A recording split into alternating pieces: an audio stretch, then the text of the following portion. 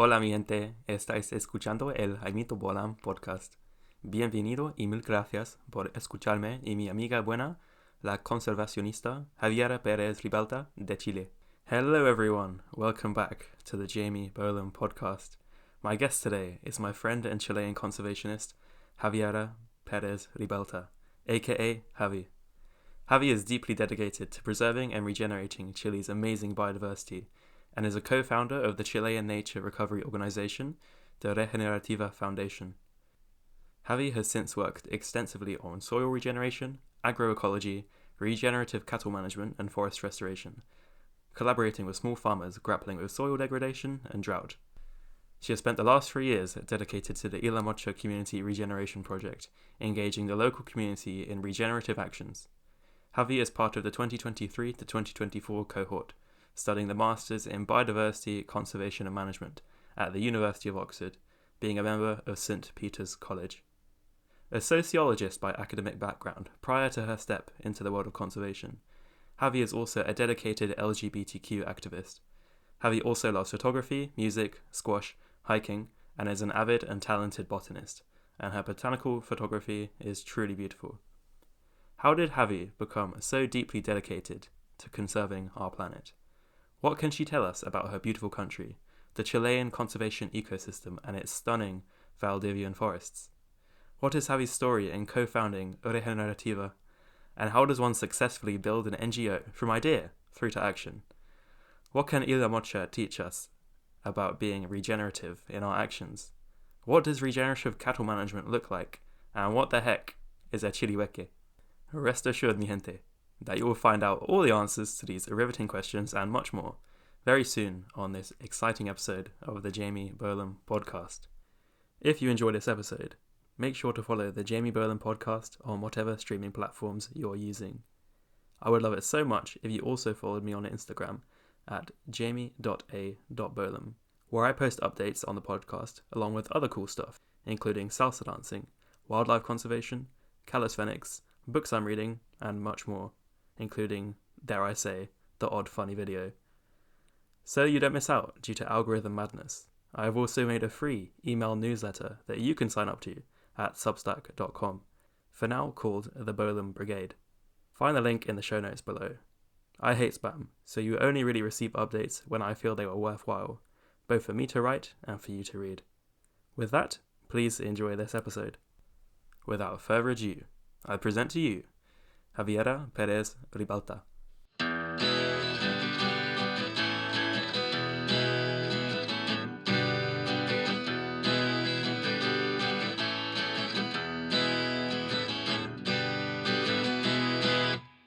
Okay, welcome back to the Jamie Bolam podcast, ladies and gentlemen. I have my friend Javi here as our guest. Javi, would you like to introduce yourself? Well, yes, and thank you, Jamie, for having me in your podcast. So yeah, Javi here. So what can I say that you can picture me? I'm a 31-year-old Chilean woman.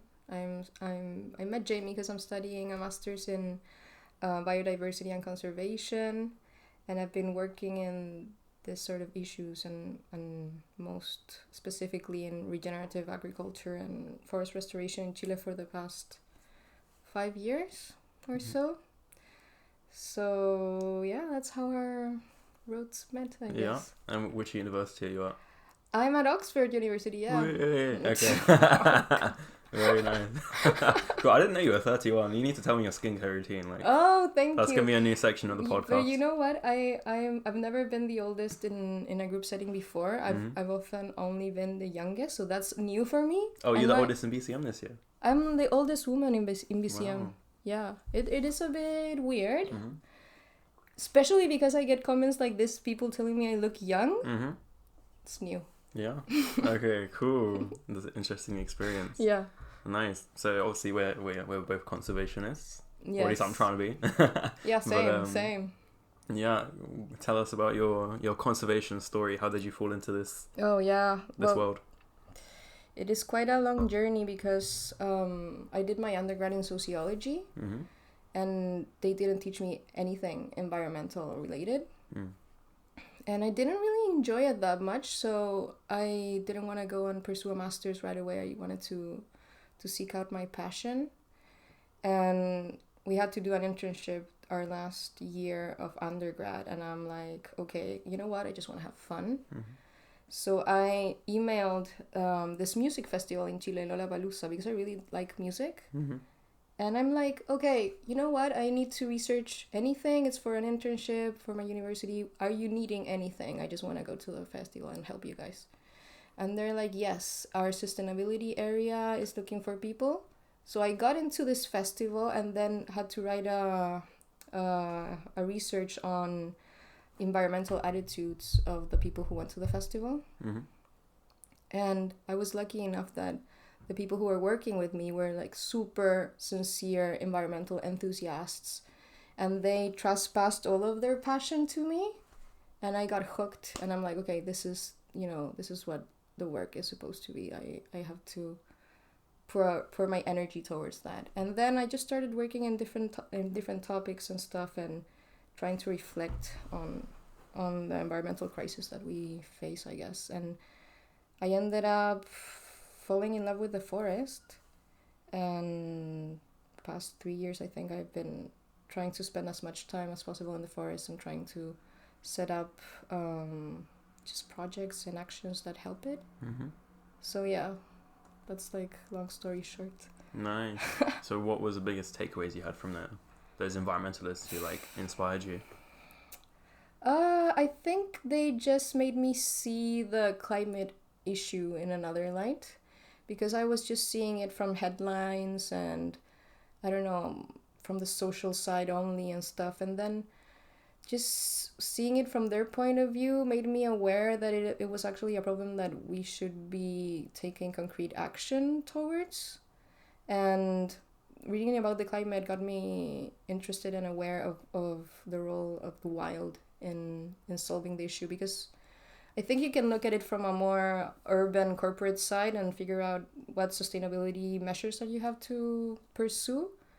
But then you're not really looking outside of the city and understanding how biodiversity plays into it. And when I kind of realized that, it's when it got fun, I think. Nice. Okay, as a quick primer then, how does biodiversity play into that? It's a question. No, but I always look at it from the point of view of just ecosystem cycles and like how the network of life works, and just interactions of matter and energy among all that network. So biodiversity, all these different creatures and like living and non-living actually, but if they're not there, there are actual functions not happening. And then if you see the living planet as a live system, it really requires its organs to be healthy as well. So you can take ecosystems as organs of this larger living planet. And so the health of those ecosystems in particular is important. And then how do you get healthy ecosystems? It's biodiversity. Yeah, that was very well said. I was imagining that analogy of a body, and I think the word organ captures it. That's not mine, honestly. I read that from Charles Eisenstein. I don't know if you've read his books. Oh, I would totally recommend. Yeah? Yeah. He has this book called The Most Beautiful World Our Hearts Know Is Possible. And I read that at a time where I was in sort of crisis, not knowing what to do. And he goes into the whole issue of jumping into a new paradigm of interbeing instead of separation, which I feel is central to environmental awareness. And he made that analogy of like, consider if the planet is a living planet, it has organs, etc. Gaia theory. Cool. Yeah. I guess I could touch on that from my BCM knowledge from last year. Everyone goes on about how humans and nature are interwoven, and not separate. What are your thoughts on that? I agree completely. I mean, we're breathing right now, so our relationship with the environment is quite intimate, I think. Like, what do you think? Like, how would you explain it, though? I think I agree. I know what people mean, but at the same time, when they're like, I think that the distinction is made for a reason. When it's like, okay, like we can be like, oh yeah, humans and nature are like you know, we're all interwoven, and yes, we're all on the same living planet, and if the trees all die, then we're fucked, right? Yeah. But at the same time, like, you know, anyone who's trying to say that a skyscraper is natural, I'm like, come on, man, like you know what the difference is. And I read this really interesting paper, and if I remember, then I'll put it in the show notes. Okay. And I'll send it to you as well, because it'll be good for your exams. Perfect. But it was like looking at the rise of the word nature and its context, and like basically where the word nature arises. And it basically found that in different languages, like not just like English, but say in like Hindi, in all the different like large language families, and they found it was largely the different meanings are associated with different religions. But the word nature itself, or that concept, largely arises when you start having humans form large civilizations and large urban centers, right? So like, let's say ancient Rome, Right. or like Athens, right? And they find, you know, let's say in areas that were recently colonized, and before that, you know, when we say like, you know, one with nature, or let's say like ecologically integrated, you know, like hunter-gatherers, let's say in Polynesia, one of the last places that was colonized by Europeans, they, up until that point, they don't have a word for nature because They didn't need it. yeah, because they're in it. Like, there is no distinction, right? Right. And in my mind, I picture that as like ecological integration, right? Where you're kind of living in balance with those fluxes of an ecosystem. Whereas in the large urban centers, you're clearly lacking those things. So I think in that sense, yes, we're all part of nature, but especially in these urban centers, I think that's where we can see the word shows what you're starting to lack. So I think that we are both part of nature, but then also, like, we need to know what people mean when they're saying, okay, humans and nature are separate. Yeah. Right? I like that linguistic approach to it, honestly, because obviously language creates reality. But when you talk about what is nature to people, you get so different responses. It's random. It's almost as if the word, like, we're not sure what it means. And because I like how the urban comes into play here, but then it's obviously not a city versus the outside world thing, because you have biodiversity in the cities, and I think people recognize that. So it's complex. Yeah. But I see it from a point of view a bit more abstract, I think, in the sense that we are all children of this planet and like born out of the same thing. So for me, the whole separation issue is fiction, and it's obviously fiction created realities in this point. I'm totally sure about that.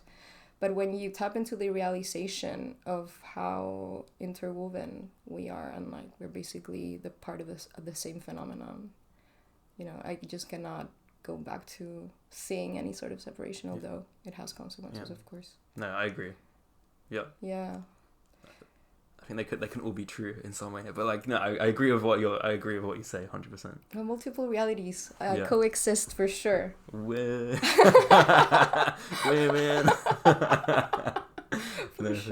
For sure. Yeah. Nice, cool. Okay, so can you paint a scene like I think if I look at the stats, there's people from, I mean, Oxford's very international, so just based on that, and I have international friends, so we have people from all over the world listening in, largely from the UK though. So please, like, if you could describe like the conservation scene in Chile, or also just like the natural environments, right? Because like Chile's a really long country, and there'll be a lot of different environments. And what's the natural world like in Chile, and like what's the conservation scene like? Okay. So when you picture Chile, you have to picture this very narrow and long strip of land, right? So it is very special in terms of geography and scenery, because we have the Andes mountain to our east, all through from the north to the south until at some point, but basically all through. And then you have the Pacific Ocean. So it's very diverse in terms of from the north to the south, the sort of things that you see. It goes literally from a desert, which is mesmerizing and amazing, to just like heavy, like rainforest Valdivian vibe down in Patagonia. So you get everything in between as well. And it just gets getting colder and colder until we reach Antarctica. And Chilean, just, I guess, political history, we've characterized our economy as extractivism, mostly. So in terms of that, our ecosystems right now are heavily degraded, especially because of the forestry industry. So you have tons of monocultures of eucalyptus and pines for cellulose. And then in the north you have mining and etc. So there's obviously a conflict in terms of we have all these beautiful natural resources.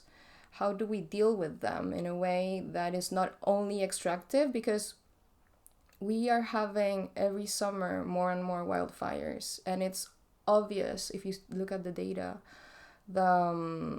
The areas of land that are more affected by fires are monocultures. Like, you also get native forests affected, but they're more resilient.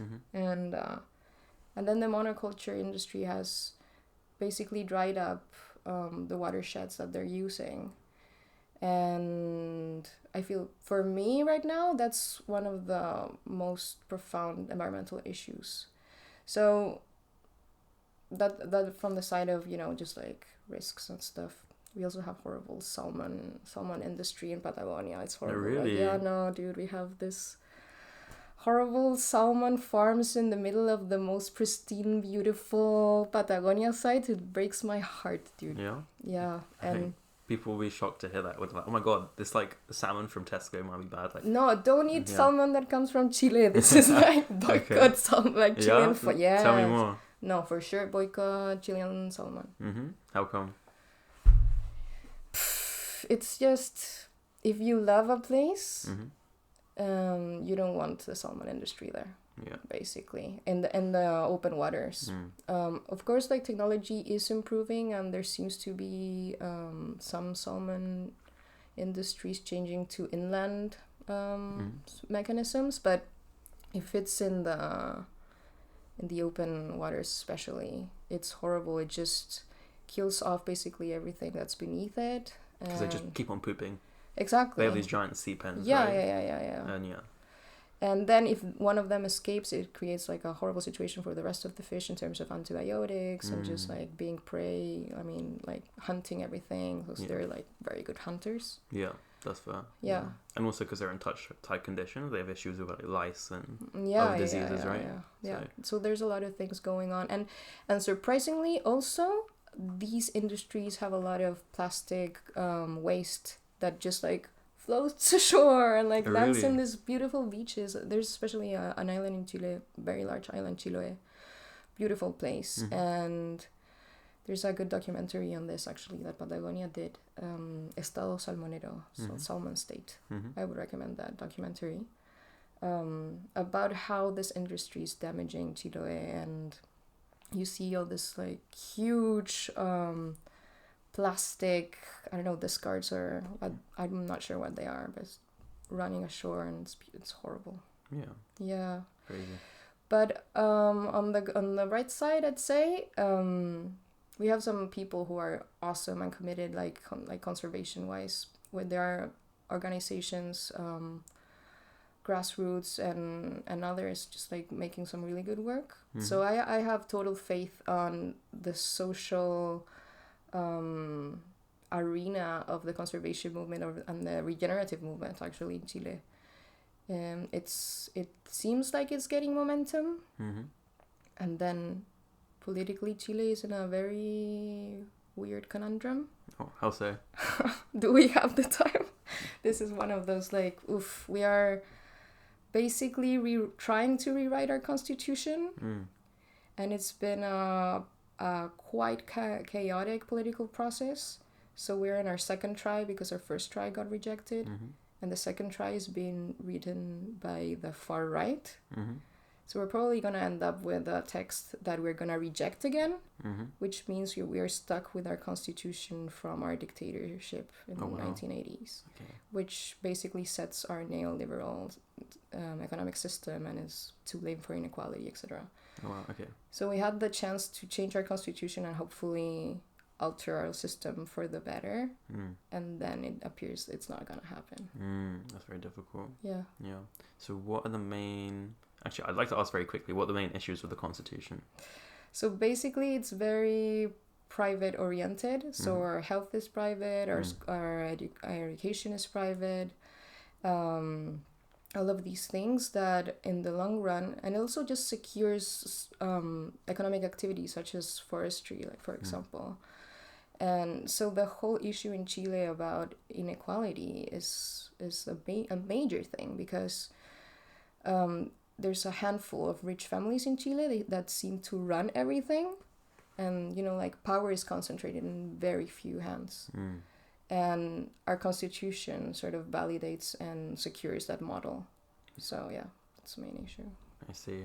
And it just reminded me, going back to the monocultures, like when you said eucalyptus and you said wildfires, I'm like, I know it's a very useful plant for like growing quickly and I guess making nice toilet paper and whatever else. But I saw when I went to Portugal, I went to Porto with my friends to celebrate finishing our undergraduate, and there's lots of beautiful mountains around Porto and they're full of eucalyptus, and I was really shocked. And eucalyptus come from Australia. Australia's characterized by lots of fires, and a lot of the plants there, I think it's called sclerophilic, but basically they're adapted for fire, right? And that they thrive in it. And eucalyptus is poisonous. Like, there's no koalas in Portugal, nor should there be. So like nothing's gonna eat it. So all of these leaves build up, and they're very flammable. So of course you're gonna get really bad wildfires. Yeah. And like I'm like, you see eucalyptus everywhere, and I'm like, oh my gosh, like, and then people are like, oh my gosh, the wildfires are so bad. Yeah. Before you went, I heard about all these bad wildfires in Portugal, and I'm like, I wonder why, like, It's just so evident, but for some reason, so difficult for some people to actually grasp that, how it's not a good idea to have hectares and hectares of eucalyptus monocultures, basically. Yeah, for sure. Yeah, and I was talking to this girl at my college that is Australian. And like she was telling me that the problem for them is that they have, native eucalyptus forest torn down because they use the eucalyptus. And it blew my mind how they could have a productive native forest, because we have the issue that people don't perceive our native forest as productive, so they don't want it. Yeah. And I thought, wow, I mean, funny how, I don't know, Australia and Chile, they are both in the south, both in like a similar latitude. You'd think you'd have like similar ecological problems, I guess, but you don't. Yeah, that's really interesting. Yeah. Wow. Okay, cool. So could you tell us about what are the conservation actors, or what's the landscape like in Chile? Like who are the main organizations? Is it like, say, one really big one, or is it like lots of small ones? I saw on your website, which we'll get more into, with your organization, that there was a lot of partners, and I was like, wow.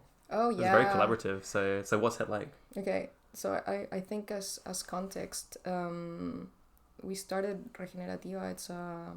It's a non-profit in Chile. In 2021 as a non-profit, but we've been working together with my team for far longer. So it's like a team that we started working together, and then the NGO sort of was a natural transition for us, I guess.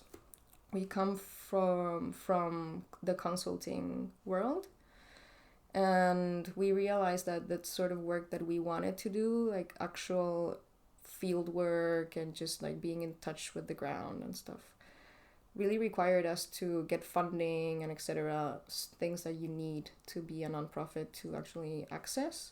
And it just made sense, we were like doing stuff for the public good, so you need to have a legal vehicle that's coherent with what you're doing.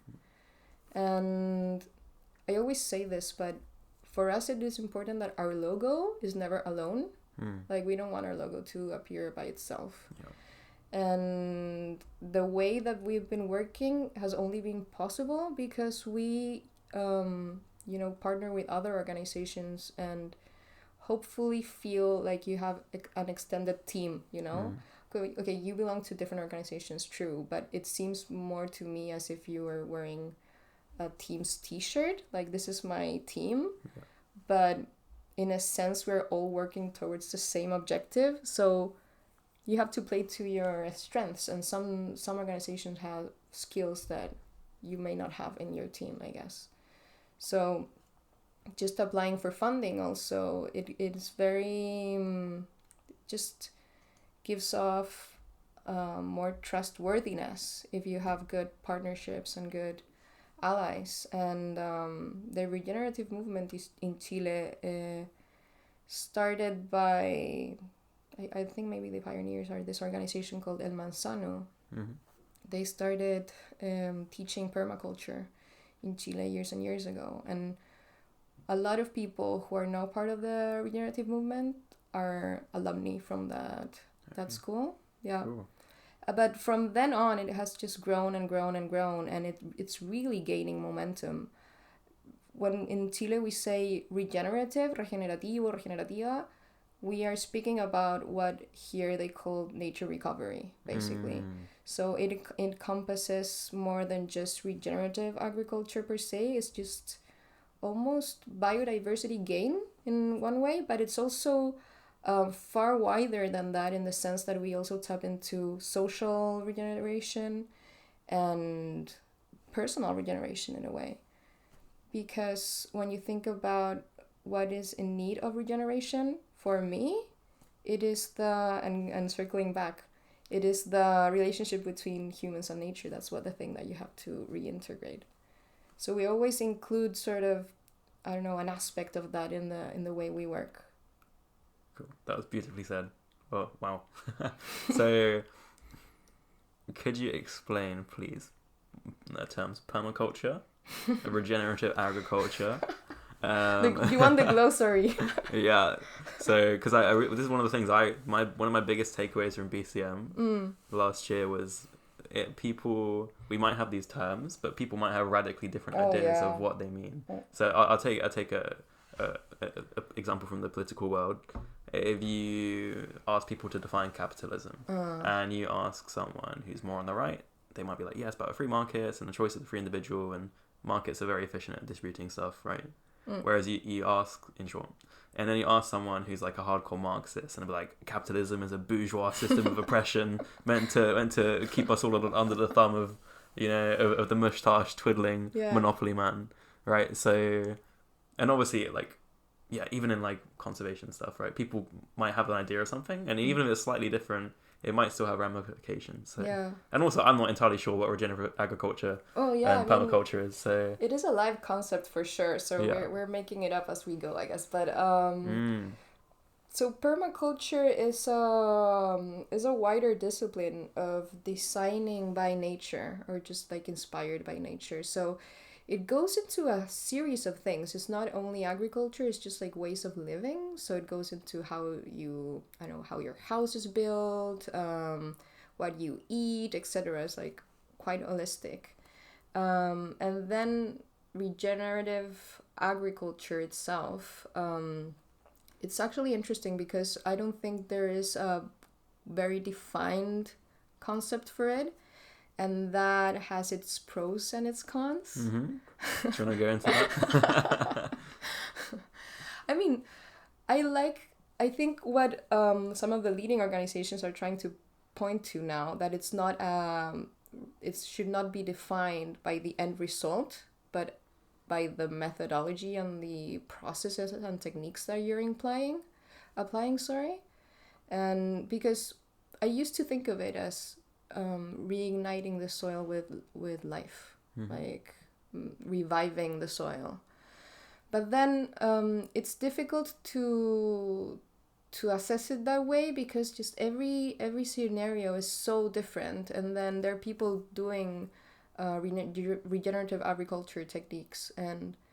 But in summary, I'll say it definitely is something where you acknowledge that the soil is a living system. So you stop looking at the soil as just this substrate that you step on and you plant stuff in, and from the traditional perspective, put fertilizer on for it to have all the nutrients that it needs for us to grow our food. And you start understanding how the soil as a system interacts with the plants and interacts with just like the fauna, and tap into that sort of symbiosis, and how can you make the most out of it. Because healthy soils are good for water infiltration, so they help like the water cycle. And just, we need healthy soils, and we need covered soils, hopefully. So that's a central issue in regenerative agriculture. So you do agriculture in a way that recognizes this. So that means basically avoid fertilizers and that sort of thing. Try to diversify as much as you can the sort of crops and the sort of activities that you use. So in most cases, it would be maybe recommended to include animals and cattle in places and have just a resilient pool of different things happening in your farm, and look at your farm as a system in itself and how the different elements in the system coexist and I don't know, I mean, basically support each other in trying to achieve better nutrition and just better products for the farmer. Yeah. And then if you go specifically to regenerative cattle management, which I think is super interesting, you are tapping into how herbivores worked in wild conditions. This is I'm using air quotes here. So you tap into the whole grass, herbivore, soil triangle and try to imitate how that used to behave. And you basically have your cattle grazing in dense paddocks, and then you move them. So what you want for it to happen is that they eat heterogeneously, so they don't select what they eat. Mm-hmm. And if they don't like something because they're grazing in a dense way, they would step on it or just another way sort of, belittle it. Mm-hmm. And then... Yeah, you stupid little plant. Yeah, exactly. And you also don't want it to eat it all. So you want some of it left. Yeah. And then you move them. Mm-hmm. And you don't bring them back to that initial paddock until it has fully regenerated the grass. And that's the beauty of it, because that's how it is in the wild. Like a herd would not come back to a place where they, I don't know, slept, pooped, whatever, until they had actual food there. So that, just leaving it be and allowing the time for it to grow back, it's the key. And it's simple if you think about it. And most farmers do some of that. Like, if you tell this to a farmer, most of them will say, oh, I do that already. Because they're used to changing their cattle from paddock to paddock. But understanding what the appropriate amount of time it really requires is a bit of the magic behind regenerative cattle management. Mm-hmm. Because if you allow it to reach the point where it's supposed to be eaten, you get deeper roots, so longer roots, and that's what you're looking for, really, because that's where the carbon sequestration is at, that's where water infiltration is at, so it just makes it much more resilient to drought, etc. That's awesome, nice. So how do you determine when that magic moment that you should bring the cattle back is? So it's mostly when the grass already seeds. Mm-hmm. So that's what you're looking for. Yeah. So the flowers have bloomed and they've got the seeds on the stalks. Yeah, I mean, like, hopefully when the seeds are already, if they have seeds, like, already. Yeah, exactly. Okay. And you're looking for vigor, you know? That's what you're looking for. And that's not what you evaluate when you go to a paddock. You're like, is this vigorous enough? Yeah. You know? And I like that word. I feel like that's a cool. Good word, yeah. How do you say it in Spanish? Vigor. Vigor. So very, very similar. Vale. Yeah. Nice. Okay, so one resounding question popped into my head, and I know you want to talk about rewilding later, so we can circle back around to it, but we can do as you are. I want to talk more about your organization specifically. Sure. But so for anyone who's thinking about, I guess, rewilding, right, which we can go on to more later, but I was just thinking, say, as somebody who likes the idea of Pleistocene rewilding, for example, you know, if humans have messed things up, we should try and restore things to how they were before humanity. South America never had cattle. Like, you had like giant ground sloths, and you had like, I don't want to say mastodon, it's probably something else, but these giant elephant thingies, I believe. Yeah. You had, I don't know, do you have guanacos? We had this special extinct guanaco called chilihueque. Chilihueque. Oh wow, amazing. So that's like a type of camelid. It is a type of camelid, yeah. So what other animals did you have there? And then, because I can imagine from a hardcore rewilding side, especially for example in the UK, there'll be some people, So like George Monbiot in his seminal book Feral, which was like the thing that kind of ignited UK rewilding, he calls sheep the white plague, and he really demonizes farmers, right? Oh. Which is where I think the rewilding the regenerative agriculture movement is interesting, because you're bringing on these farmers, which I feel like there's such strong resistance in some parts of the UK to rewilding from these agricultural communities, because they've been painted as these big baddies. And yeah, like obviously, like, you know, like the way you produce food can have a major impact on biodiversity, right? Yeah. But instead of demonizing people, you need to bring them to the table, because if you paint them as a baddie, they're just gonna be like, you know, okay, fine, I'm not gonna engage with you. You just don't like me, so I won't like you either. Yeah. So cattle have never been present, I guess, historically, like not quote native breed to Chile. So I can imagine somebody being like, oh, you know, that ecological function must be different, and you know, should they be there, and should you use, like, should everyone be farming guanacos instead, like a replica chilihueque? Okay. Yeah. So what do you say to that? Just as an initial shout out to my friends in Chile who are trying to bring back the chilihueque. Oh, that sounds sick. Yeah, they have really interesting ideas. Yeah? Okay, we'll talk about them more after. That sounds cool. Yeah, I mean the whole let's make the ecosystem great again narrative. Yes. I mean, yeah, I'm not a fan of that. I think you have to look to the past to understand how it used to work and baselines, and it's very useful and necessary for sure. But we are at a point in time and just how reality works, you know? Like, you cannot bring back time, fix things to their pristine state. You have to deal with what you have and make the most of it and make it better. And I think we have to accept that the humans inhabiting land and interacting with the rest of the ecosystems is a reality that we've had forever and we are gonna have forever. So when you propose actions, and even in conservation, I think, like more traditional conservation, this is an issue where you sort of expect no human interaction with that area, or avoid human activity altogether, such as getting rid of cattle, is problematic, and I think it should be questioned, especially when it comes to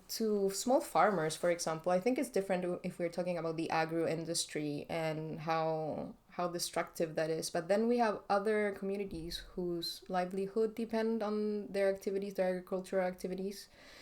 And the way I see it, you have to take action to enhance biodiversity, and what you decide to do has to be very coherent to where you're doing it. And if you're doing it in an area that people are living out of the land, I mean, you have to choose the best way to do what they're already doing. And if some things are to change, for example, if they're for some reason contaminating their, I don't know, local river or whatever, those things have to change. But I think regenerative agriculture is a very nice way of achieving mixed goals. For one part, keep on producing food, etc., and for the other part, making it in a way that is helpful for the non-human world as well. So it responds to that mixed goals, and there's where conservation should really tap into that for sure. Yeah. And then the rewilding thing, for me, I think I've been learning a lot about rewilding here because it's so different from what we have in Chile in terms of rewilding. Because in Chile, rewilding up to now has been more of reintroduction of species in national parks. Mm-hmm. So, like, for example, like puma, like mountain lion. Yeah. In the south. In Chile, there's this organization called Rewilding Chile. That's the ex-Tompkins Conservation. Have you heard of Tompkins? I've heard that. So that's the charitable branch of Patagonia, right? Oh no, Patagonia as a whole is a charity. They're a weird business model. They're best friends. The owners were BFFs. so it's So it's Douglas Tompkins was the owner. Sadly, he passed away. The owner of North Face and of Sprit, I think, is the other brand. Mm-hmm. So basically a millionaire. Super good friends with the owner of Patagonia as well. And legend goes that they did this field trip, prolonged journey through all of the Americas. And when they reached Patagonia in Chile, Douglas Tompkins felt like he had found paradise or whatever. So he then spent all of his money buying off land in Patagonia and turning it into parks, into reserved areas, which he later donated to the state. So it's the biggest donation of land in the world or in the history. Wow. Of private to a state. That's crazy. That is crazy, and I'm very thankful that happened. It had a lot of criticism. People thought that he was an enemy of Chile and he was buying this land to make his own state or whatever. We're very suspicious of him. Just this American guy coming down and buying all of Patagonia. It's suspicious. Yeah, of course. So it has a lot of red flags, kinda. But in the end, we have this amazing protected areas and that belong to all of us Chileans. So it's beautiful. And that same organization, after Douglas Tompkins died, rebranded as Rewilding Chile. And I don't want to speak about them too much because I don't know their work too closely. But they are doing reintroduction of species in Patagonia, in Aysén. I think they're reintroducing the ñandú. We're gonna have to check this, but and also the mountain lion. So they have these breeding programs, but it's all in these areas that are pretty wild. There's no much interaction with productive land, really. It's not like here in Europe you have rewilding basically on the face of farmers, and that I think brings about different conflicts. I don't know how we circled here though. We were talking about rewilding in the Chile versus the UK. Yeah. So just to say, it's such a different context, but because it would be different if in Chile we had examples of rewilding in the more agricultural area. That would be interesting. How do you think that would work, and how would that differ from regenerative agriculture? So I've been thinking a little bit about this, and it might be a crazy thought, but because of the whole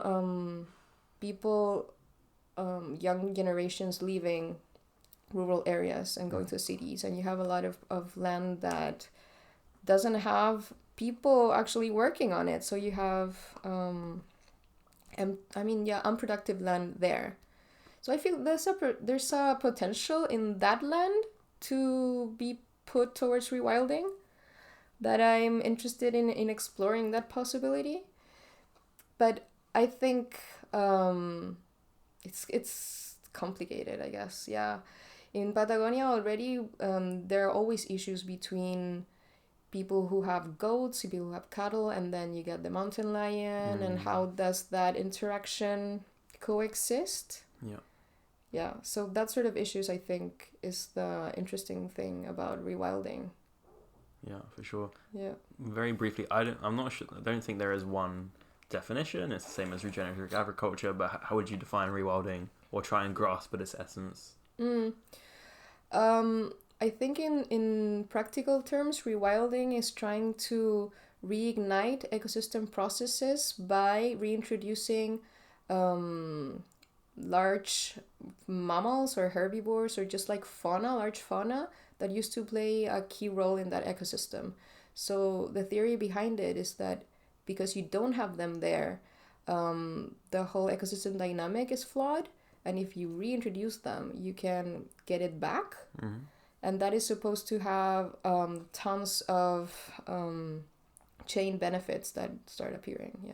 Yeah, for sure. And I not just like large mammals, but I mean birds as well, for example, like eagles, but also where there was a Rewilding Europe talk at Oxford last week, and they were reintroducing dung beetles to France. I saw that. So, I saw that, yeah. I think, she said one of the key things, like even if it's like, let's say, not a rare species, like in rewilding this, if it's got that function, then that's where it's important. For example, like one could say European bison aren't rare anymore in the sense that there's over like 5,000, right? They're still, I guess, individually population wise quite rare, but they're not going to go extinct anytime soon, but they're still very useful. So putting those into an ecosystem, for example. We could go into the beetle reintroduction, because I thought that was super interesting. In the sense that I feel there's a lot of charisma-driven rewilding choices. If that makes sense. The mountain lions and the bison, and they look so good. You can put them on postcard, right? Whereas a dung beetle rolling in poop, like. Exactly, and I think it comes down to how difficult it is to get funding for conservation issues, and how you kind of need it to be very visible for it to work. So I understand it. I wanted to ask that to the lady the other day, but I felt ashamed.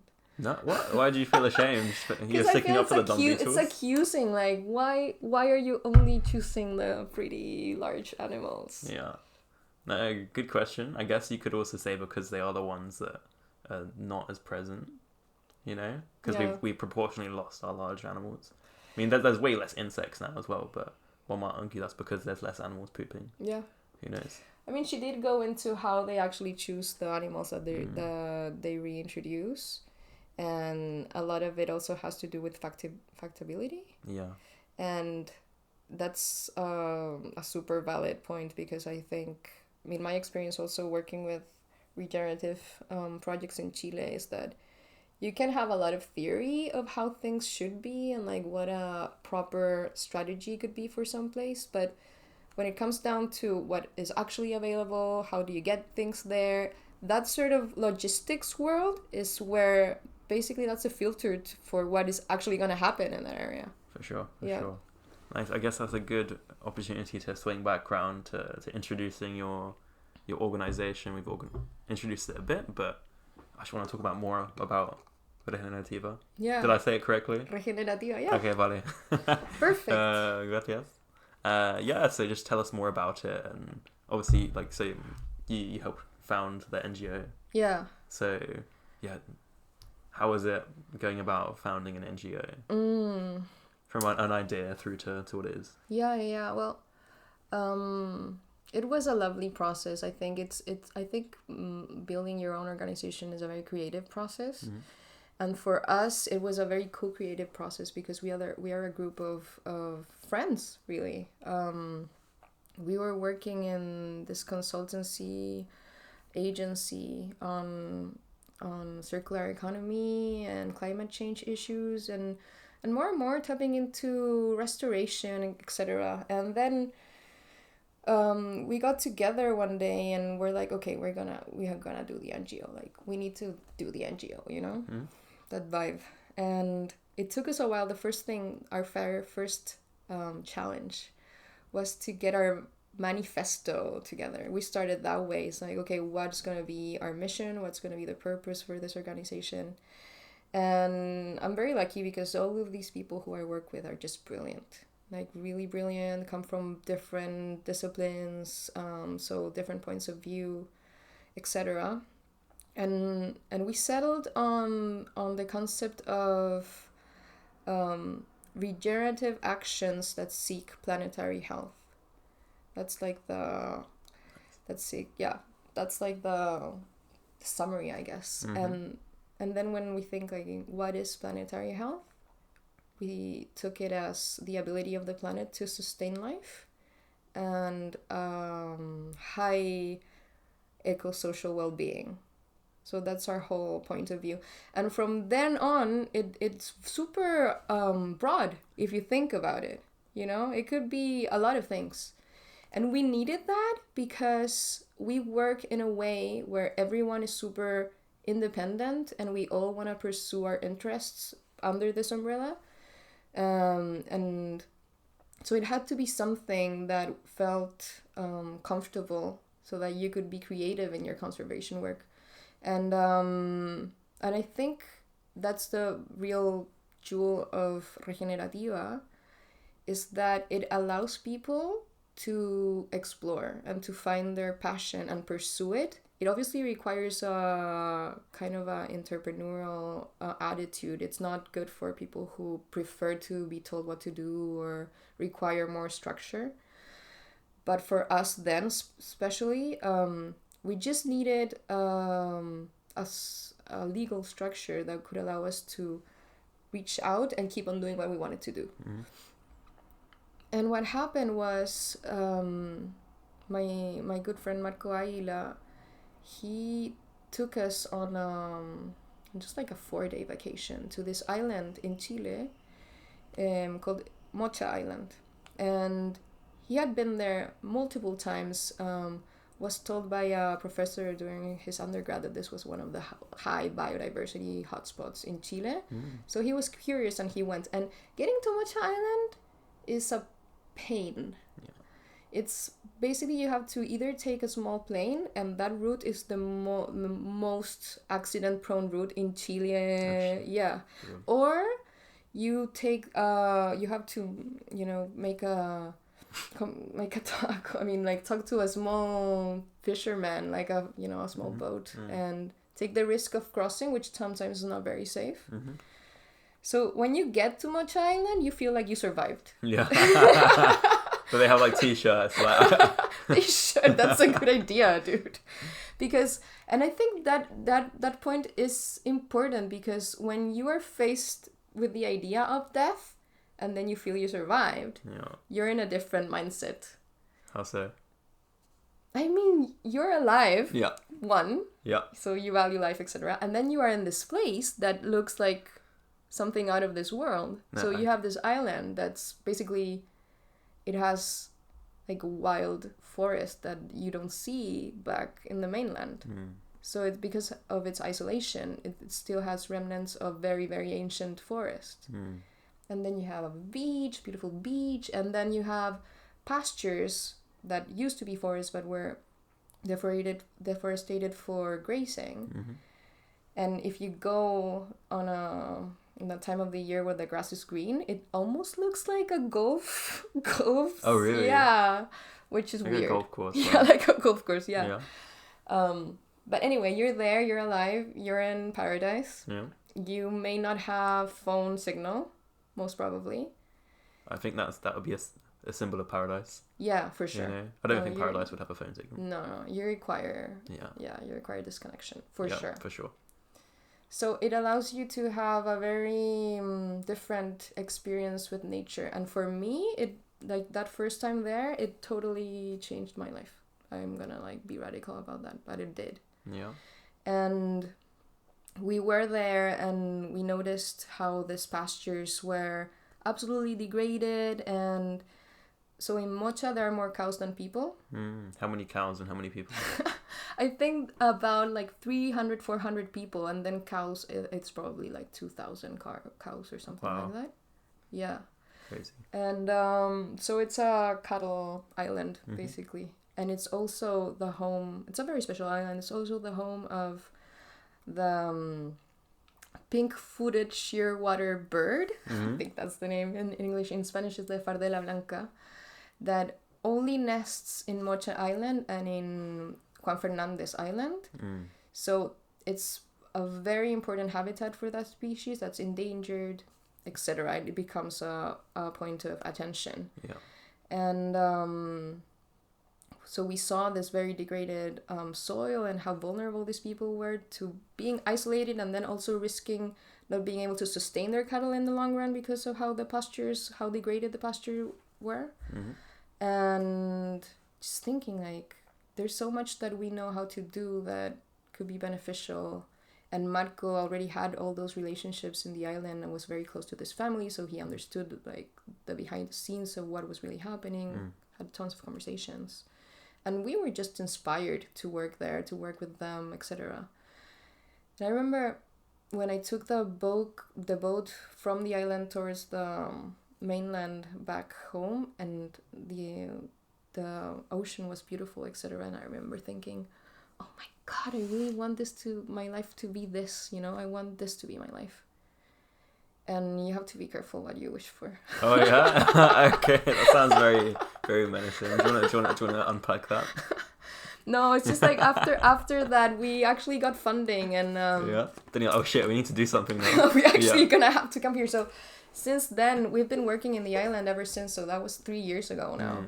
So we have this project where we work with local farmers and trying to help them transition towards regenerative agriculture and regenerative cattle management, and at the same time restoring the forests, especially along the water streams that come from the forest and are their source of drinkable water.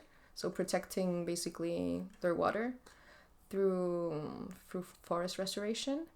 And it's been a journey. I mean, working in an island that's difficult to access, and then having to build meaningful relationships with our partners there. It's a lot of work. It's a lot of knowledge, I guess, like a lot of learning experience for sure.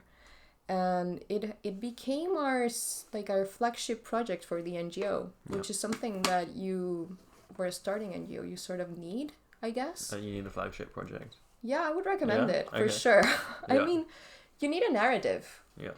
And I think that's also another lesson for people who are interested in building an NGO, is that from my point of view and for us, communications was important. So building an audience for your NGO through Instagram or your website, etc., is crucial in gaining the public's confidence, like public's trust, and I think it's all about your brand as an NGO being trustworthy, because that's how you get support from funders, from other organizations, etc.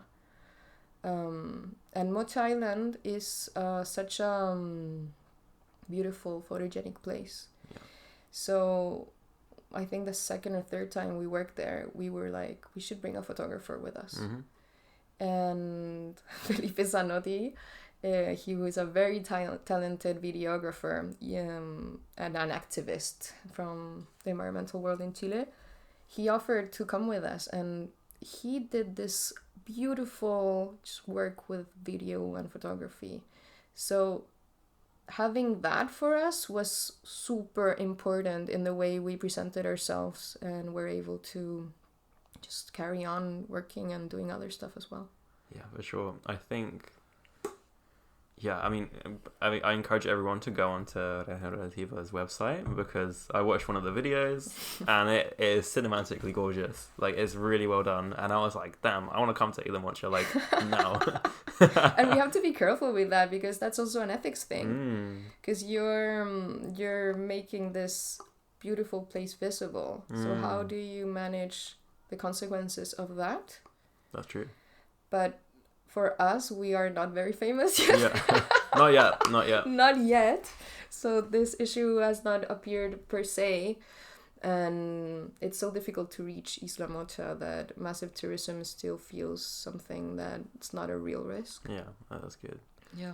But I feel like this is a misconception I want to demolish at every opportunity.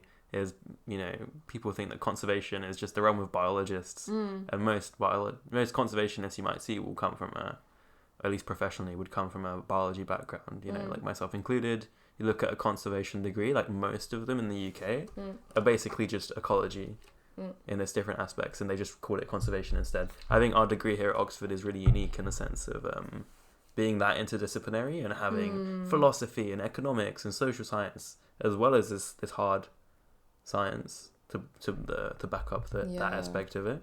But I think that's really unique, and we can't expect a biologist by background who knows about genetics and all this stuff, and like to the neglect, not the neglect of everything else, but we've only got so much ability like that to expect only biologists to be able to make an NGO successful, or I don't know, to engage in enterprise, or like there are so many skills. Like I think everyone can be a conservationist, and everyone should. I think it's not a profession. I mean, it is for us. We're lucky enough to get paid or I will be soon. Haha. I want to be paid, yes. Yeah, we want to be paid. It's necessary. But like conservation needs to become a lifestyle.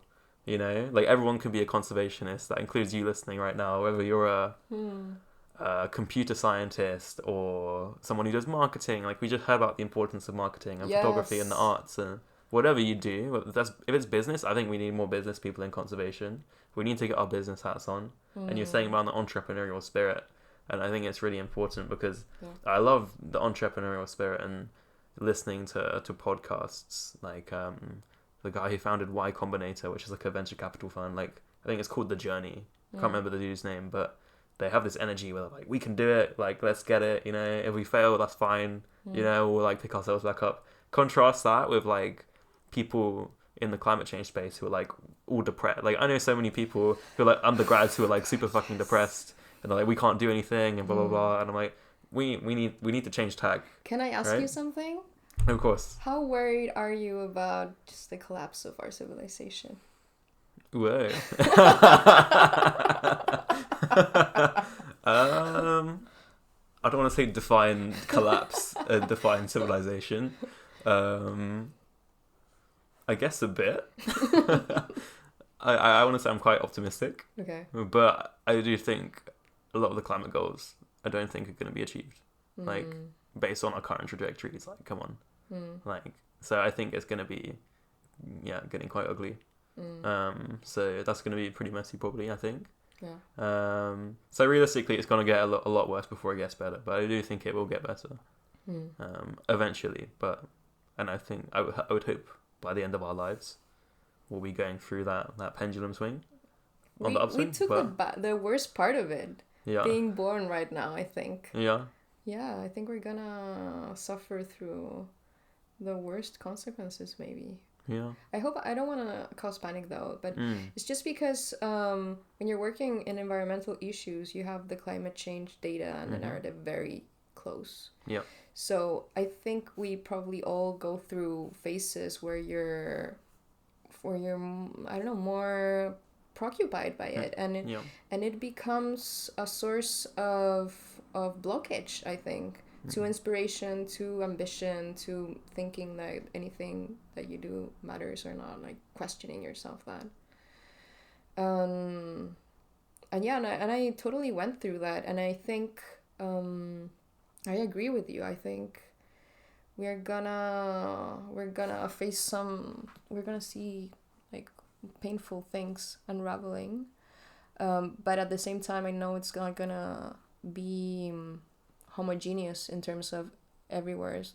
I think there's gonna be a bit of a multiple realities thing happening. For sure. And for me, the whole like energy and resources better spent are in local resilience through nature-based solutions, I guess.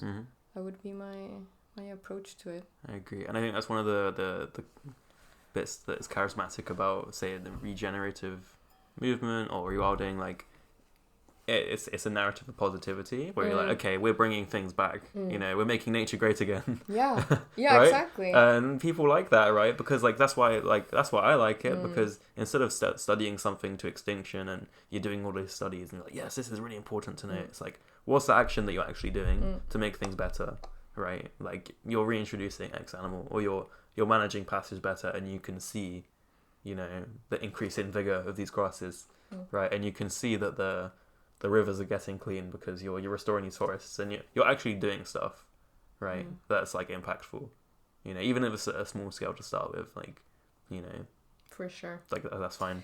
We actually have a communication law, I guess. I don't know how to call it, but the way we do communications in Regenerativa is we are always positive and we're always solution oriented, and we are never alarmists or just focus on the issue, or the problem, because as you say, the challenge is to get people engaged and for us to move and do something.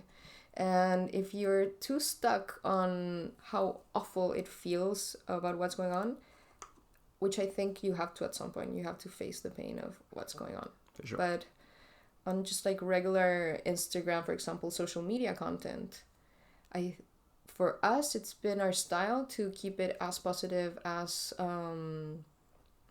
solution oriented as possible. I was gonna say something else though. What was it? What was the last thing you said? Live, laugh, love. I remember what I was gonna say. Vale. Have you ever read stuff by Joanna Macy? No, who's that? Joanna Macy is this amazing eco-philosophist, I think. Philosopher, I think would be a good way to call her. And she taps into the three narratives that we, possibilities that we can inhabit. So one is the collapse narrative, like we're all going down, it's horrible, blah, blah, blah, blah, blah, blah, blah. The other one is the business as usual narrative that they sell us, that no, we can continue doing stuff and it's gonna be fine, playing fools. Yeah. Or you could tap into a narrative where you sort of recognize the interbeing nature of how the planet works and tap into ways to actually come out gracefully of the situation and achieve a culture that sustains life, etc. And I feel that choosing the narrative where you want to act from and inhabiting it is one of the things that we need to do actively. Because living in a narrative where you're either terrified or you're like, as we say in Spanish, covering the sun with a finger, so you're not seeing the obvious. Okay, ¿cómo se dice? Tapar el sol con un dedo. Vale. But si estás tapando el sol con un dedo, then we're not gonna go very far. Yeah, that's fair. Yeah, and I think just in life in general, the narrative, the story that you tell yourself, like shit things can happen to you, but like what the story of that you tell yourself and that you tell others is what really matters. Like, the concept of self-reputation. I like that. Yeah. What do you think of yourself? What are you telling yourself about yourself? That's super important. Like we better have good self-reputations. No, for sure. I realized lately, my self-reputation was going downhill, and I was like, fuck. So it's an active effort to be compassionate to yourself and coaching yourself, because the ways we talk about ourselves, we would often never speak to other people that way. And imagine projecting. I had a Lord of the Rings moment the other day, because I've been reading this book my twin gave me, written by this therapist. I think it's called I Can't Believe Nobody Told Me This Before. Okay. By I think Dr. Sophie Smith or something like that. But I think I got the book title right. But anyways, it says one of the things, because it's got different chapters on it, other than fear, depression, self-worth, thoughts about the inevitable mortality of death or eventuality of death, etc. And they're very easily readable as well. It doesn't use fancy language. Nice. But it says, when you're talking to yourself, imagine another you standing in front of you telling you these things, and what facial expressions would they have? What would their body language be? And what would they be saying? And I realized sometimes, not all the time, but sometimes, especially I've been in a darker place lately. It feels like I've got Gollum speaking at me, he's sneering, he's like, what the fuck's going on? I was like, fuck. I was like, that is not how I want to talk to myself. That is not acceptable, and it was a really a revelatory moment. Yeah. Where I was like, damn, I need to be way nicer to myself. Oh yeah. No, for sure. And it's good that you have that perspective of seeing it from an outside perspective. Sure. And not believing everything that you tell yourself. Yeah. And that's a challenging thing to do. I'm going through therapy as well with a very talented therapist, and she sometimes makes me do body exercises which make me uncomfortable, honestly, because I feel much more comfortable talking about my issues, but then she's like, how does this make you feel? Where do you feel them? And then asks me to adopt the position of what my feeling is, so sort of sculpturing myself, and that's super challenging.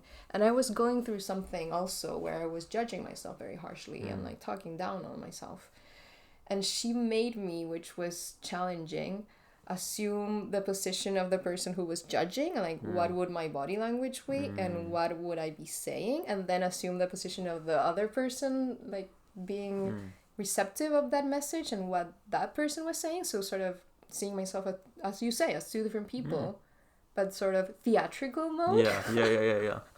It was interesting. Yeah, for sure. And I think anyone listening to this, I was extremely skeptical previously when I was, say, for example, dating. I'll be very honest about this. If I dated someone I knew they said they were doing therapy, I was like, damn, are they crazy? Oh, like a red flag? Yeah, I was like, damn, really? are they crazy? Like, should I be worried? Like, you know, because if you're going to therapy, you must be crazy, right? Like, for sure, you know, because I thought like I was pretty well put together, right? Yeah. And then, you know, I started dating more, and like some of your insecurities bubble up, and you realize you're not a fully self-sufficient person. You're like, damn. Right, but like then I found, you know, like then I realized that some of my best friends had gone through therapy, and they said it's one of the best things they've ever done, and I was like, these are people I respect extremely highly, so I'm gonna believe them. And then I was dating a lovely girl who also was like, look, you know, doing therapy, I want to take accountability of my emotions, and I was like, damn, that's something I want to do. Like, I want to take accountability of my emotions. And then I just had my first trial therapy session on just this week. Oh, that's and it went so really cool. well. And honestly, I was so skeptical, but I was like, I was actually really impressed. So this stuff might sound crazy to people, but I would honestly give it a go. You know, in the past like half year, my stances, and obviously there will be some crazy people who do therapy, right? I mean, but yeah, there's everything. People are also trying to get better, and self-improvement is something that I feel very strongly about.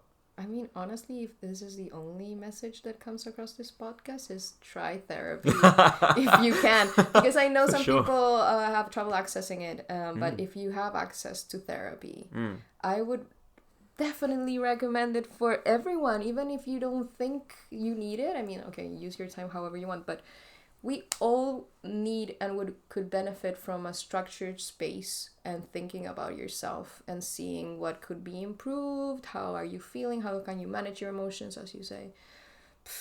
I mean, for me, a red flag is people who have not gone to therapy. I could see that. That's fair.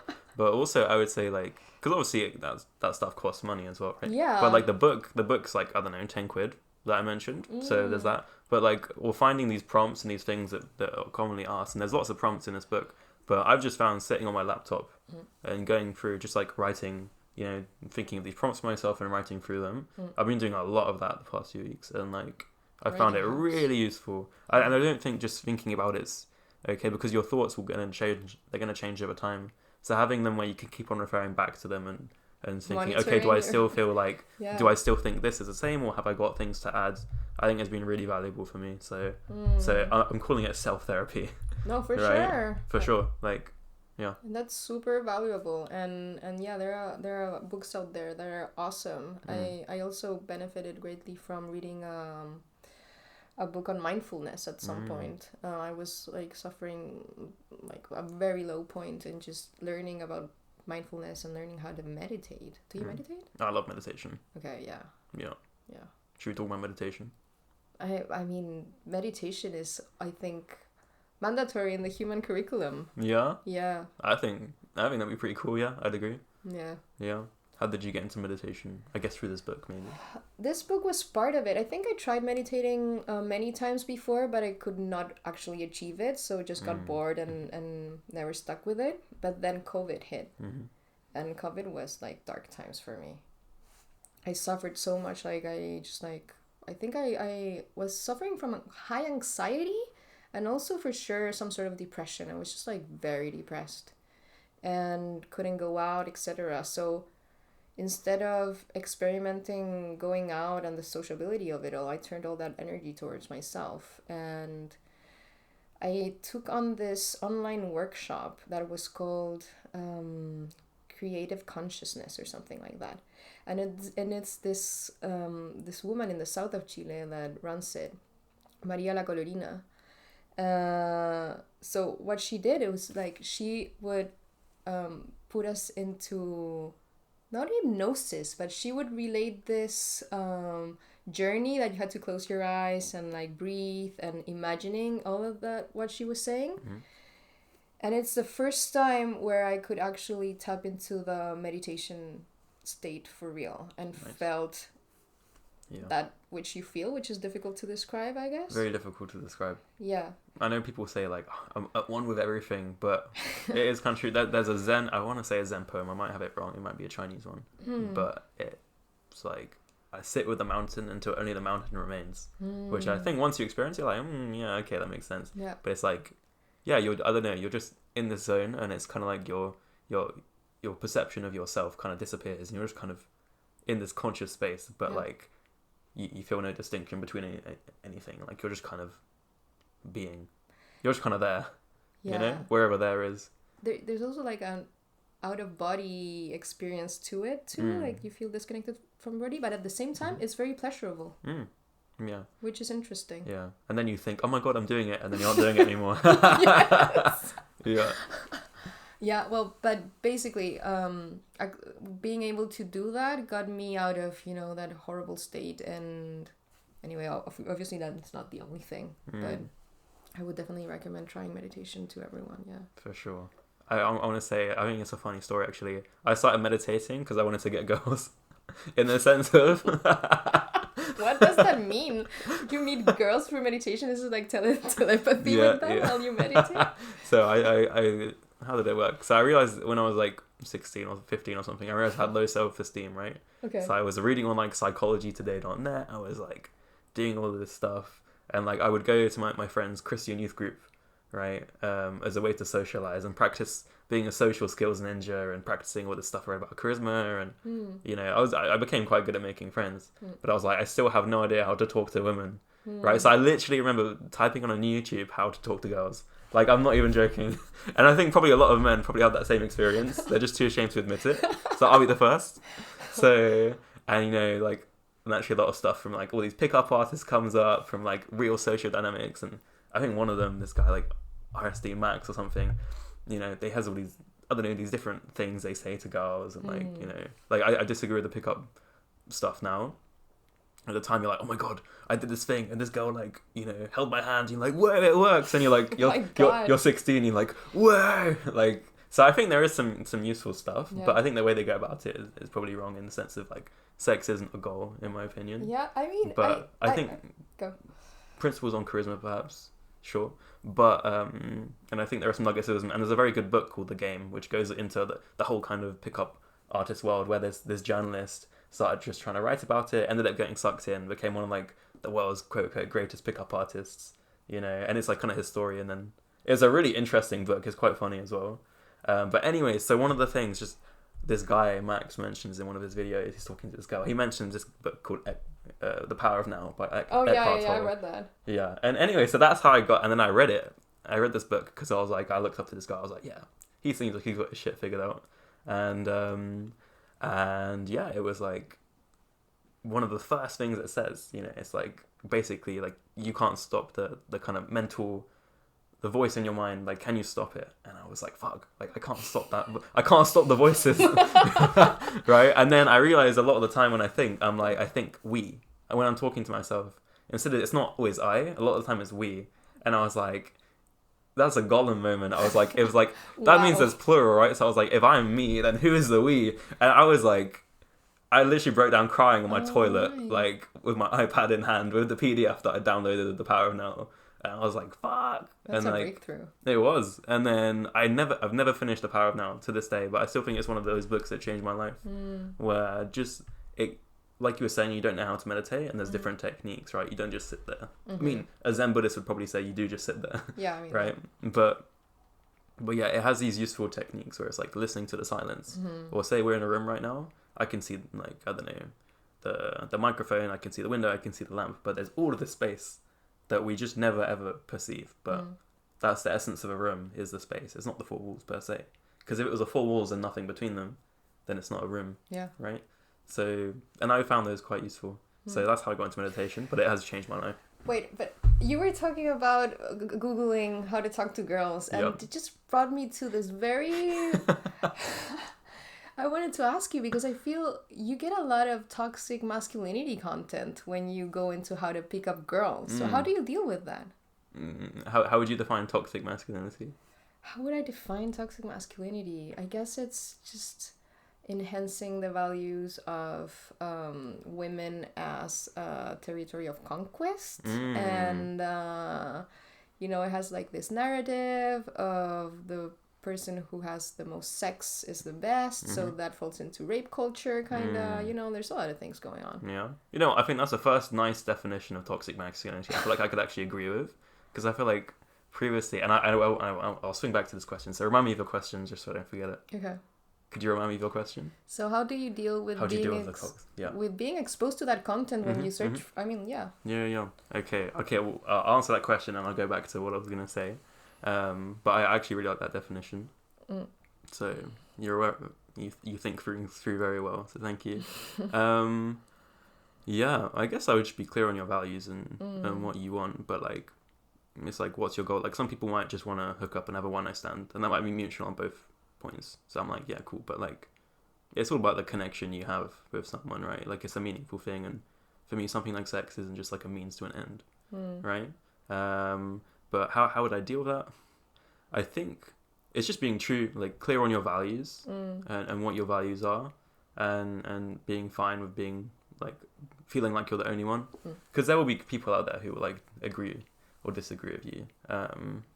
But when these things become fatty, or like, and also I would say like accepting nugget. Everyone has nuggets of wisdom, even if you really disagree with someone. Like, there will be some useful things. For example, one of the things I learned, which I was like, oh my god, it works with its pickup things. It's like if you're on a date and you want to initiate touch, right? Like, you never know how to go about that. Do I just touch somebody's cheek? Like, no. It's like, for example, let's say you're having a meal, you're sitting down together. I can stand up. I can just put my elbow out a little bit, right? And more often than not, the woman's gonna just take your arm, right? And like, when that actually works, and I was like, oh my god, this guy's a wizard. You just do this? All I do is I'd stand up and you just offer your arm to someone. Like, do this. Yeah, and then you're walking down, right? And it's like, it's very respectful. If they don't want to, that's fine, right? But like, and so that's a real nugget of wisdom, right? So I think things like that, like, for sure. That's a good one. So top tip for anyone out there for the dates. Ladies, try it too. Don't wait around for the guys. But anyways, yeah, I would say this is what I've realized recently on my periods of introspection is like, whether you're struggling with self-esteem or I don't know, whatever. I think if you're with your self-worth, like I have been, let's be real. If you're clear on your values, then what are your top 3 values? I don't know. Yeah, just being clear on what your values are and what's the kind of lifestyle you want, what's the kind of person you want to be, what kind of person don't you want to be that you have been in the past. If you're clear on that, then I think that you can navigate those situations fine. But no, I actually really like that definition of toxic masculinity. Oh, that's for sure not the definition. Yeah. It's just how I think that's a nice one. Forward, yeah. But there's more to it though, for sure. Yeah. But I feel like in the past I've always been, I don't want to say I've had my hackles up with it, but I've never had, I'm always like, the paradigm that I think about with anything like this is, if I flip it on its head, does it still sound okay? Right? Because I want everyone to be treated equally. Like, let's say we're talking grand social schemes. I want to have a world where my sons and daughters have equal opportunity, and they're not treated any different just because they're a boy or a girl or whatever. And I think that's the world I want to aim for, right? Hopefully when I have kids, hopefully I don't die alone. But anyways, I've never heard anyone talk about toxic femininity, and there are ways of being, let's say toxically masculine, but a woman could do them too, right? If they're just characteristically masculine, right? So I don't know, let's say if a guy is being really pushy or not taking no for an answer, if it came to sex, like rape culture or whatever, like a woman could do that too. Oh yeah, for sure. But then I feel people get this idea that if it's toxically masculine, then it's only be men. Or there are ways that women can be very nasty that's characteristically feminine. That doesn't mean a guy can't do it. For example, like talking about people behind their back, or gossiping. Like, obviously guys can do that too, but it's more of a characteristically feminine thing. Like, if I talk to my friends who have gone to all girls schools, they're like, it's the most bitchiest place on the planet, right? And like, there are no men there. Like, there are no men there to blame. Yeah, right? yeah. So I don't like this idea of exclusivity where it's like, okay, it's only men doing those things. Oh no, for sure. And going back to an example from BCM, I won't name names. I'm not going to throw that much shade. Are we cancelling people now? No, I won't. But I will put this forward because I think it illustrates the issue. Okay. If we flip it on its head, we had a workshop on gender and conservation. We actually spoke about this before we started the podcast, and I had my hackles up because I wasn't sure what it was going to be like. If it was just going to be like, okay, men are trash, girl power, right? But it was actually really good. And just saying that like men and women are different. For example, it might not seem that apparent in, let's say, the UK, where I think people generally have very equal opportunities. But for example, let's say if you go to somewhere like Kenya, like we were saying, the culture there it can be very different. For example, in the Maasai communities, what we saw is like women are seen and not heard generally. And there are some great women there, but they're seen and not heard. If in traditional culture, if a bunch of the elder men are in a room, the women have to leave. Things like that. Obviously, that's very different, right? And we could argue there's issues there, or things that we don't agree with based on our value systems. So we have to be cognizant of those when you're doing conservation. You have to be aware of these gender dynamics. You can't pretend they don't exist. Even if I want everyone to just be treated as individuals, that's not the way other people would see the world. Right? So that's very valuable. But they came to a question because it was focused on women. It was led by two girls. That's more most gender issues are, honestly. Yeah. And one of the questions on the prompts was like what role can men play in this? And I'd had a good session. I was like, this is cool. And they asked what role can men play in this? And some of the girls just started laughing, right? And I was like, imagine, and I was like, I'm a man. Like, how does that make me feel? I'm already outnumbered in this classroom. Like our course was majority women. The geography department was majority women. That's not flagged as an issue. But in the introductory lecture we had at the start of the year, they say they had in the past, the gender ratio in the department, and it was more men than women. And then going to today, it was basically the same. And they were like, this is a problem.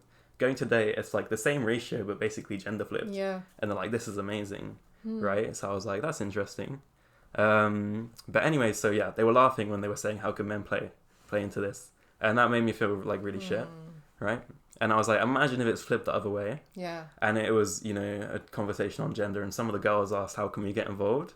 And some of the men were like, ha ha ha ha. You silly horrible. Women. Imagine it was on race, and it was like some, a bunch of white people laughing at a black person. Like, completely unacceptable. So I feel there's this double standard sometimes, which raises my hackles. And I think that of many others, that turns them off this kind of stuff. Yeah. When there are nuggets of wisdom, like, there are some really important discussions to be had.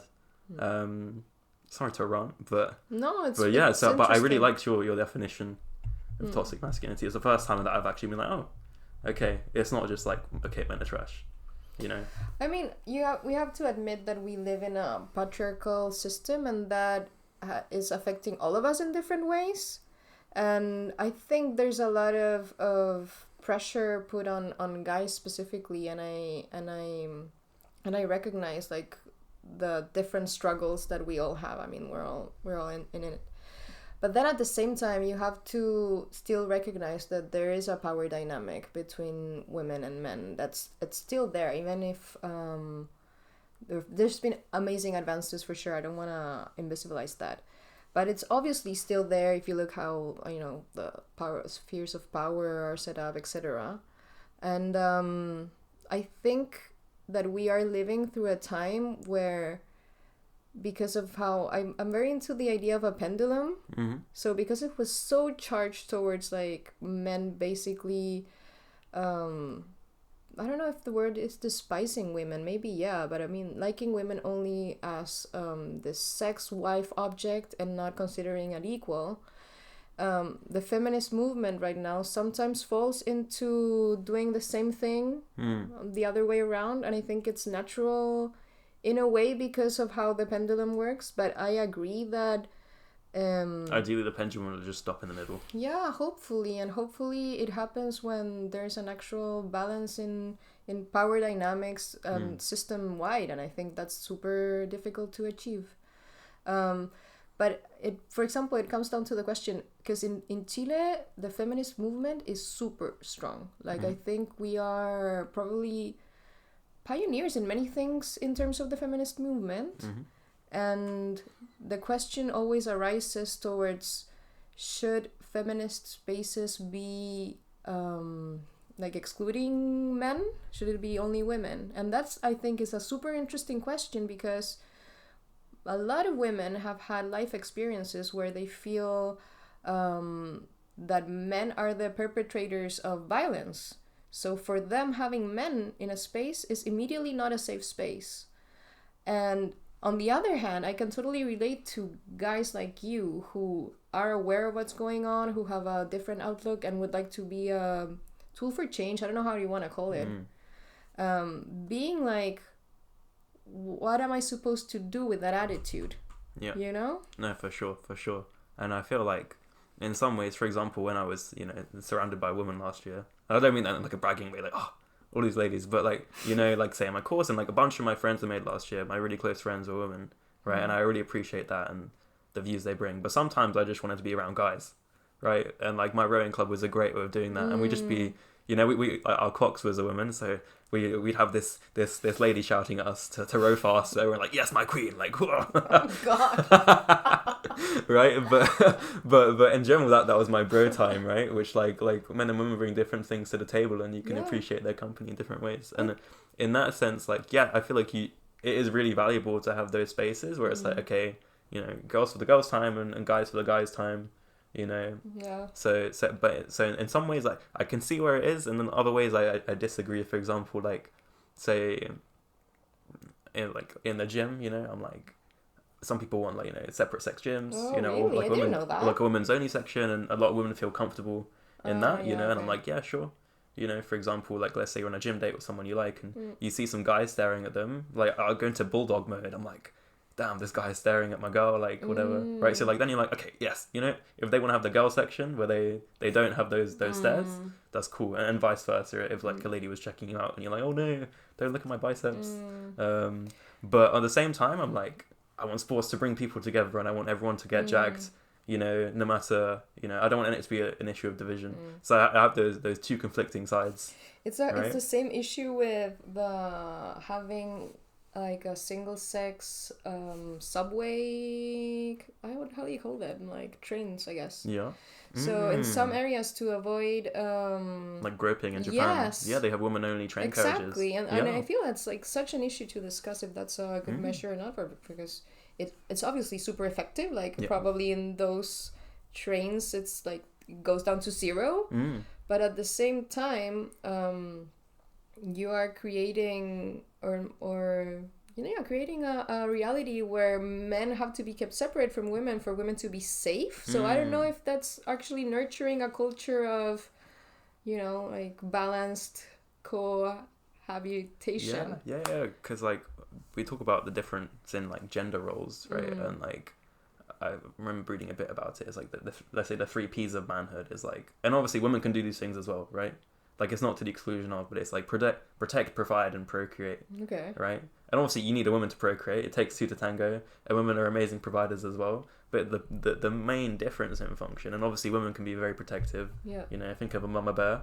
Like, nobody's gonna fuck with sure. one. But like, when we're willing to sacrifice ourselves, like a lot, for the ladies. You think more?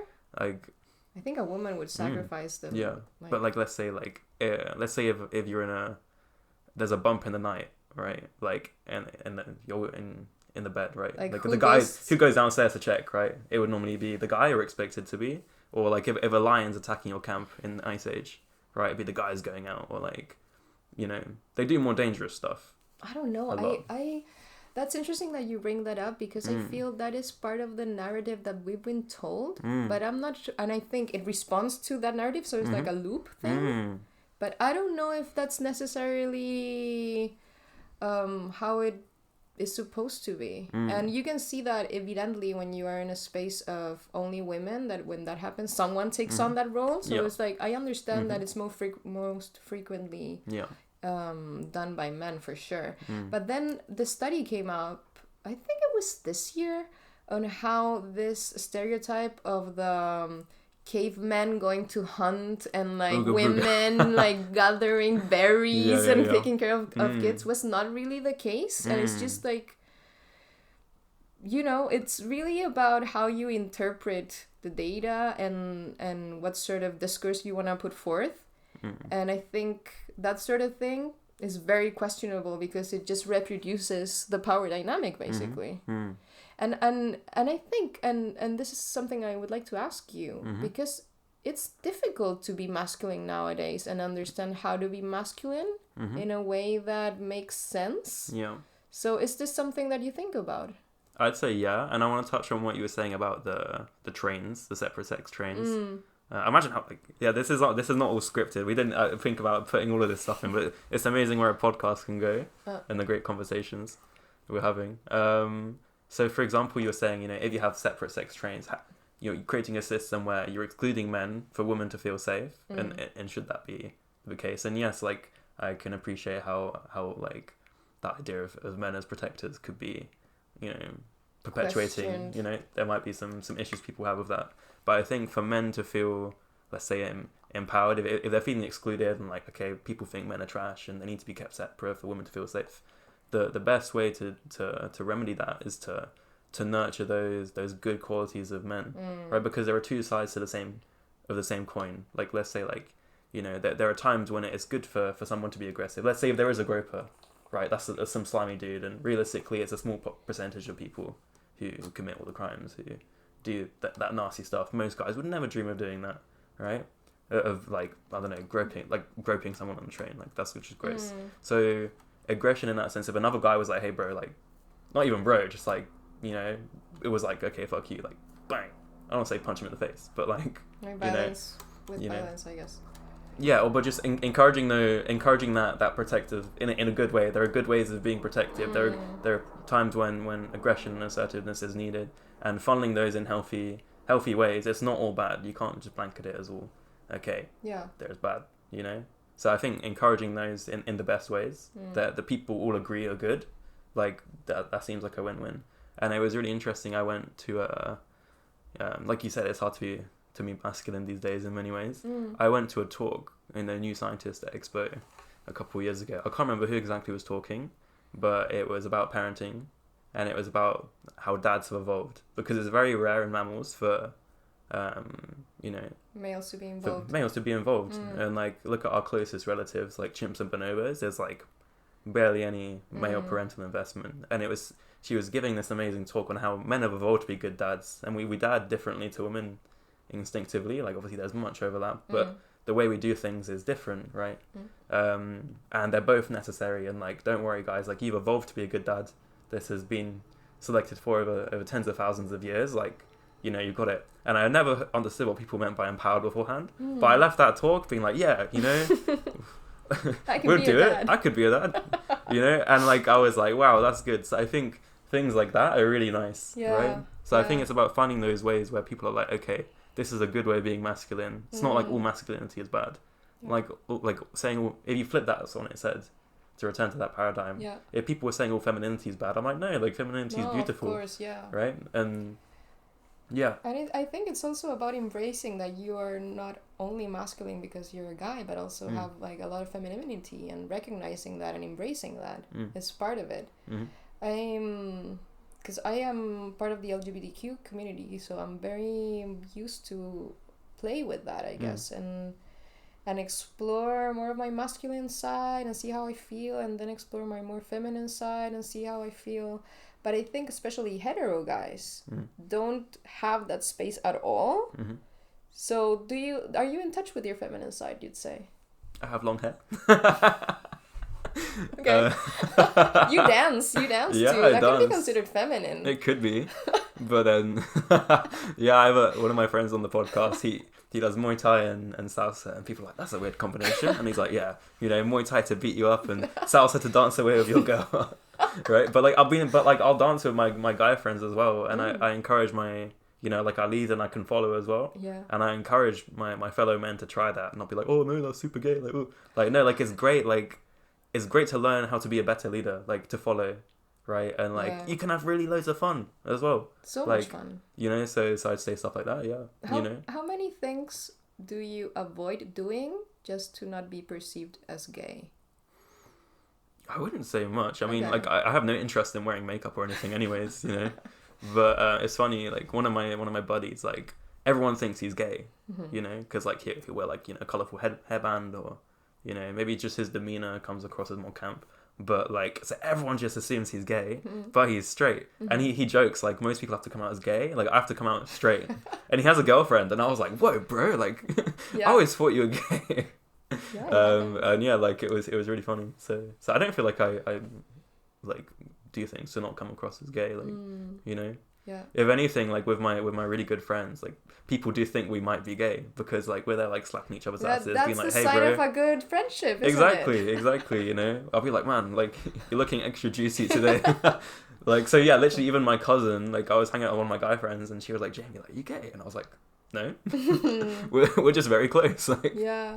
You know? Yeah, I have a friend who has the same thing. Everyone thinks he's gay, and he's super attractive, and it's like another friend asked me, like, your friend is so cool, and he's not gay. No, he's not, but he, you know, acts in a way that could be perceived as feminine. And this friend asked me, like, doesn't he worry that he's perceived as gay? Isn't this an issue for him? Or like, it would be an issue for me. I don't want to be perceived as gay because I'm not, you know. And like for me, it's like, not caring if you are perceived as gay should be the normal, because I think being preoccupied with that is just internalized homophobia. Like, I don't want to be related to that at all, you know, escaping from that. No. And I think to some point we all have internalized homophobia. It's very difficult to escape in our societies. It requires a bit of inner work, I guess. Yeah, introspection. Yeah. Therapy. Therapy, but hashtag. Yeah. But yeah, I would say like I'd never worried about people thinking I was gay, like, because if there's a girl I like, I'll just tell them. So like you make it very obvious that you're hetero? No, like I'd just be like, look, like I think you're really cute. Do you want to? You tell the girl. Yeah, exactly. I don't have a sign on my backpack saying I'm not gay. I like girls. Yeah. So, yeah, interesting. Yeah. So it's not something I worry about, but yeah. But I would feel sad if somebody was to feel that way. Yeah. But yeah, just be yourself, you know. Live, love. From my life experience, I think most of us are pretty bi, honestly.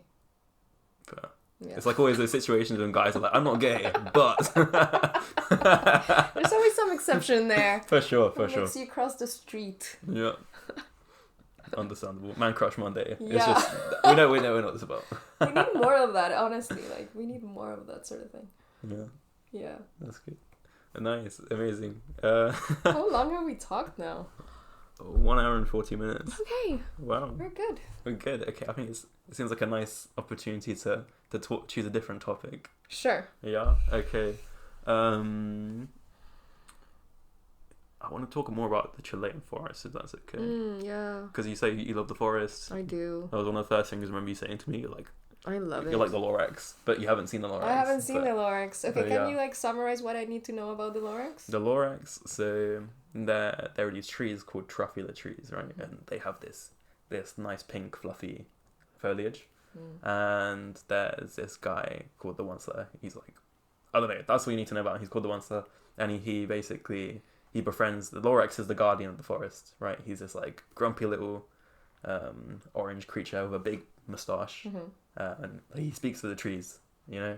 So the Onceler chops down one of these trees, you know, to try and make, he's called a thneed, which is basically like an all-purpose garment. It can be a scarf, it could be a jumper, you know, it could be a hat, it can be like trousers, it could be whatever, right? It's like the ultimate piece of clothing, you know. It's super comfy because it's made from this nice fabric from the tree. And he chops down this tree, and the Lorax is like, hey, don't do that, you know. And basically, the Onceler continues, the thneeds start making, you know, sell for loads of money, really successful. They start getting in, not just him with his axe, but like machines and factories, and basically all the truffula trees and all the animals die, and like they'll get chopped down, right? And the Lorax is there like, damn, like, you know. And at least I haven't read the Lorax book, so I don't know how it ends, but at least in the film, you know, this is the kind of background story, and then in the kind of present day, you know, they're in this kind of little dystopia where it's like a kid's film, so it's all so happy clappy, but, you know, there's like no trees, they're in the super urban area. Yeah, everyone's got these like thneeds, sure, but, you know, there's like, they're literally, people are like capturing and selling. There's a guy who like has found a way to sell air that's nice and fresh for everyone, right? Because there's no ecosystem services provided by the trees, people have to pay for this fresh air, right? And basically somehow they found that there's actually the ones that like regretted his actions, and he kept a seed from one of these trees, and at the end they start planting these trees again, right, and defeat the baddie, and the Lorax comes back and is like, thank you for replanting the trees. Okay. That's it. Lorax. But yeah, so I want to check that out. Yeah. It's a good film. I think you should watch it. Yeah, I will. So what? Yeah. Why did you love the forest? Tell us about the Patagonian forests. Is this back on the mainland now? It is, but at some point it is in the mainland. But at some point, Chile sort of breaks down and it becomes islands more to the south. Oh yeah. Yeah. Well, the Chilean forest, I think, is probably one of the most beautiful things in the world, I guess. And I take beauty as a compass, I guess, because I'm also a photographer, and I'm very into botanical photography. Yeah. So I think when you go into the Chilean forest, and when you go into like a nice forest, for me it feels like you're coming into an art gallery. Yeah. So wow. Yeah. So you have all these different species that, if you recognize them, it's better, obviously, because like you get, those distinctions, and you sort of appreciate how each of them are different here than when you saw them last. So it's like the sort of vibe when a new artist comes up with a new album. Yeah. So you're like, wow, they changed, it's a new style, but sort of still the same. Yeah. I have the same approach. So I come into a forest and I'm like, wow, dude, I don't know, the Tepa here is like the leaves are so big here, and I appreciate those changes. And then it has become for me instrument of connection, I guess, to like the, I don't know what you want to call it, but like the more than human or Pachamama or just, I don't know, consciousness, whatever. Being able and allowing yourself to have the space to be very contemplative and recognizing these other beings. In my case, I'm particularly attracted to trees, I guess, and just to flora in particular. I'm more of a flora person than a fauna person, which is weird in conservation, I found. Yeah. Yeah. Because there are way more species of plants than there are animals, but everyone's like, we need to save the big mammals. Yes. Which I'm in that camp. I like big animals. Oh, I like the big fluffy ones, but you like the cheetahs. Yeah. Exactly. I like the ones that get the money. You like the cheetahs. No, I like the trees. I like the ones that I can have a cuddly toy of. You want to just sleep with the cheetahs and cuddle them. You just want to sleep with a log. You want to have a log in your bed. God. But yeah, well, anyway, I got very lucky at some point because I randomly met this good friend of mine now, but at that point we were just meeting for the first time. And he was just a talented, just in species recognition of the forest. And way younger than me, we became friends immediately, and I told him, like, I want you to teach me everything, So he basically had the patience of going on, walks with me in the forest, and I absorbed all of that knowledge. And very rapidly, I sort of discovered about myself that I was good at recognizing species, which is like such a random talent that you would not expect. I didn't expect myself to have, honestly.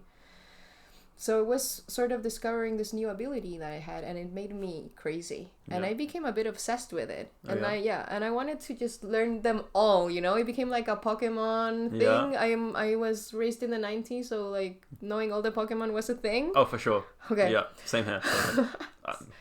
So it's like knowing all the trees and knowing all the, species, whatever, plants. You'd be a plant type Pokemon gym trainer. Apparently. Yeah. And I would have chosen Charmander maybe as my starter. Okay. But, so no, I wouldn't have thought of myself as a plant Pokemon person, but yeah. Apparently I am. And I have to accept that. Yeah. I have to come out as a plant type. But yeah, that has affected my life decisions. So I left the city and decided to pursue a life in places where I would be close to the forest and hopefully be able to access the forest every day, because I wanted to see how it changes every day. And I wanted to learn from that instead of learning from books. So it's been a very enriching past 3 years, I'd say, that I've been living in the south of Chile, especially in the... Most recently, I was really living in the Gualmapu area, and before in Frutillar. And I spent a lot of time in North Patagonia as well. So I've been very fortunate to be able to co-inhabit with forests. And you've no idea how much I miss it. Because it becomes like a dose of... almost a drug. I don't know. I don't want to call it a drug because it has a bad... It's a nice one. Yeah, but it's just... medicine. Exactly. Or just a space where you are with yourself and the forest, and you get that vibe of a lot of life living there. That is precious. I think wild spaces like that are a vehicle of connection. For sure. Yeah, for sure. Yeah, we've just moved like near a nature reserve, and there are no people around, which presents its own challenges, but it is nice just as someone who likes Shrek to live near like peat swamps. I'm like, I'm channeling my inner ogre right now. Yeah. But it is nice to like, you know, see all of the like the waterfowl like migrating overhead, and you know, to see bats flying around, and yeah, it's really nice, right? Yeah, the more than human world. I left the city because I felt I was only seeing humans. It felt like, in my mind, I don't think this is a good term, but I was calling it the monkey world. Like, we only see humans and stuff made by humans. It's like very repetitive, very redundant. This is not how stuff works. Yeah. And I left the city with that, but now I'm recognizing that there's actually a lot of nature in cities that I was not perceiving, but it is there if you know where to look. Yeah. In terms of just birds or just abandoned grounds where nature sprouts out and stuff like that, which is super interesting in terms of like urban conservation. That's cool, but you still miss the big forests. Well, there's nothing quite like them. Yeah. So I had this moment one night. This is one of those a bit of a, I don't know, crazy story, I guess, but I just went on a walk and bumped into this really old tree, like large trunk, and I was mesmerized by the bark, just like how intricate it was, how woody it was. So it was like also like a textile experience. Yeah. And I was super aware of how alive it was. This was in a really nice forest in Huincacara, near Villarrica. And I don't know, I just connected with it. And I sort of made a vow to it, in the sense of I'm gonna, like, I love you and I'm gonna help you, you know? And since then, it has become one of those few identity anchors that I have with myself. Because I've allowed myself to change so much. I don't know how much you feel you've changed since you're young, but I've changed so much. Like, my goals, like, who am I today? I would have never guessed at all. Yeah. I've just, like, allowed life to take me in mysterious ways, for sure. But then this connection I have with the forest is one of the things that I don't want to change and I don't want to lose. Yeah. So I use it as a guiding principle, I guess, to, especially in terms of work, you know, in terms of where to invest my energy. Beautifully said. Yeah. That's really nice. No, yeah, I agree. Like, yeah. For example, if you told me 2.5 years ago I'd be like a salsa addict now, I would have never believed you. There's no way I would have thought that you'd get me like doing any sort of dancing, let alone salsa. Like, you know, I was you're such a good dancer now. Yeah. Thank you. I try. But if you told me like I'd be like on stage performing in front of like I don't know, a few hundred people, I'd be like bullshit. Like, no way. Yeah. But it's happened, and it was great. So yeah, for sure. Like, yeah, finding those identity anchors, you know. And I was like, say even when I'm say back home in Wales and like, you know, there's not, you know, like I got half the family, which is amazing, but there's none of my friends around physically. I'm like, okay, at least I'm still in the grand tribe of salsa people, you know, and you can feel connected to your kind of tribe with those similar values. Yeah. You know, the conservation world or, you know, the fitness world or whatever. Finding your tribe. Yeah. For sure. Yeah. 100%. That's it. That's where it is at. Yeah. But yeah, I feel like you're definitely like the Chilean Lorax. Oh my protecting god! The trees. Now I need to see it. You need to watch it. Yeah. I hope you're not gonna be disappointed. I hope you like it. It's a good kids film. I'm gonna take retaliation if I feel it's an offensive comparison. No, everyone loves a Lorax, don't worry. But okay, good. Yeah. But anyway, I'm just to sum up, I think if people have the chance to go visit Patagonia and just go see that, I would totally recommend that, because I think it's important for us, so especially with people who live in heavily urbanized countries and like lack wild spaces, to understand how they are and what we're losing. Because there's this whole talk about save the world, save the ecosystems, but I don't know if people actually know what we're trying to save or what we're trying to protect in terms of wild areas, semi-pristine areas. And then you get to Patagonia and you see those rivers that are a weird Gatorade blue color. Like you wouldn't think that's real. Yeah. And you experience the abundance and the powerfulness of nature in that state. It's so inspiring. It's very re-energizing. It's like a shot of, I love Earth and I want it to keep on going. Yeah. So it's definitely something I would recommend, especially people in conservation, I guess, that need sometimes a bit of that refuel. I would agree. Yeah. Yeah, and I think often, like, so much, like, those things can feel really, like, distant and isolated. For example, when you're like, okay, climate change or climate refugees or, droughts. And there's one thing, even seeing photos of it, and hearing it on the news, like, it's like, yeah, you can be inspired by that and moved by that. But I think the embodied experience of actually going somewhere and seeing it with your own two eyes and meeting people and making friends there and being like, shit, this is affecting my friends, and like I can see this stuff happening, and then seeing these amazing natural spaces. I think there's no substitute for that, for sure. I'm very into this phrase, without love there's no regeneration, because I think it requires us to be in love with like who we are, and we are the planet, like that sort of loop.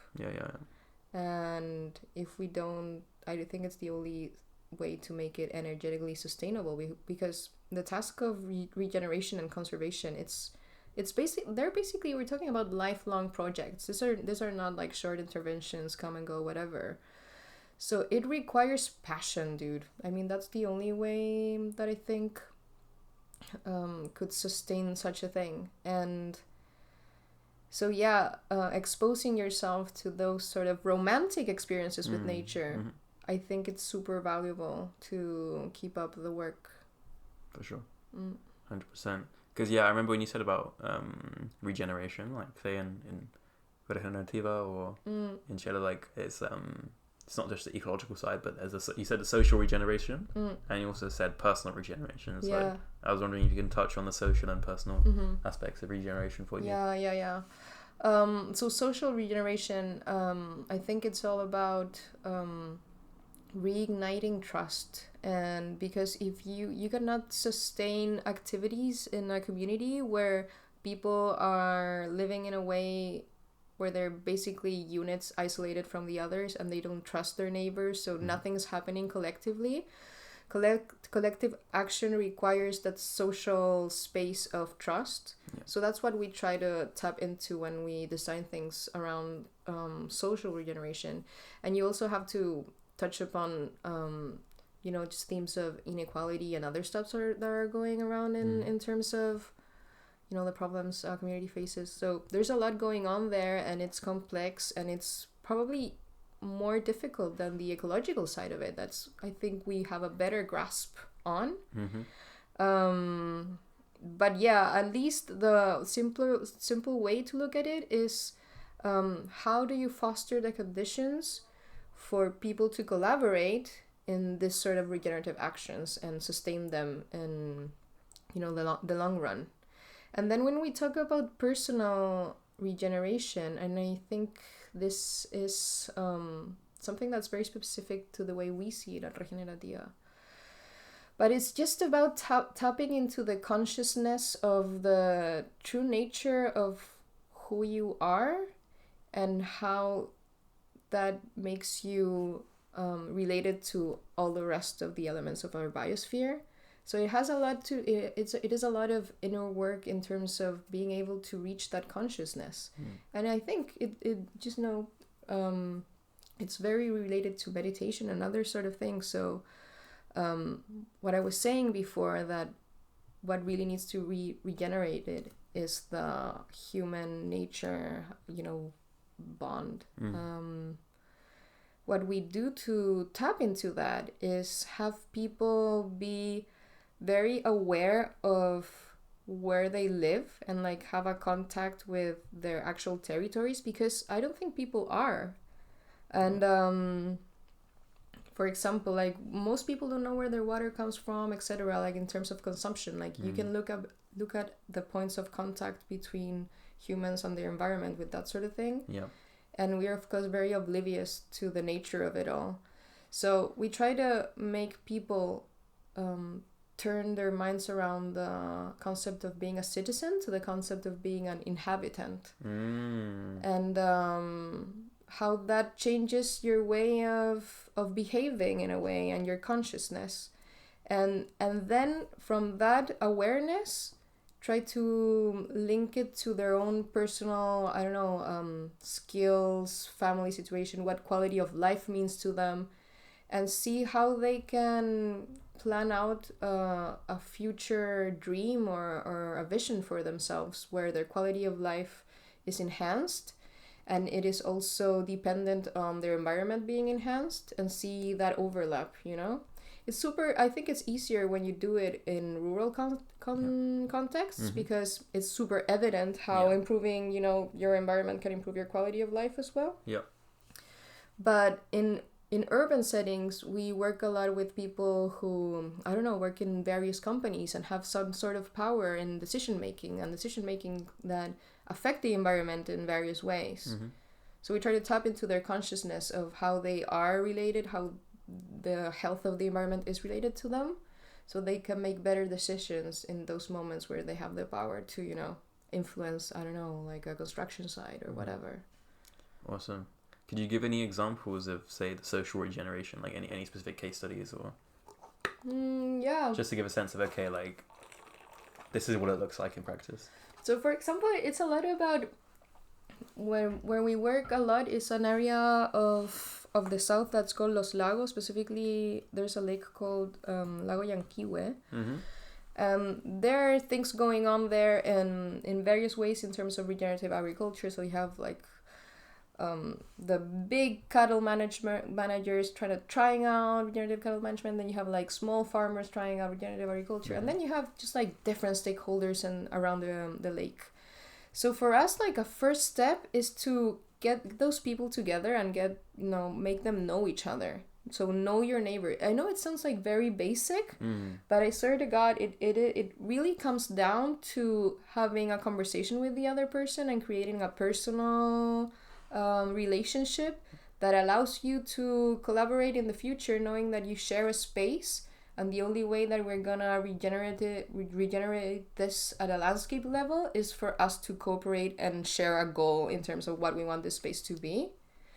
So for us, it's a lot of generating those spaces and designing workshops, for example, that use different methodologies to build trust quicker, have people network, for example, have people dream together what they want for their town or whatever, that sort of thing. Yeah.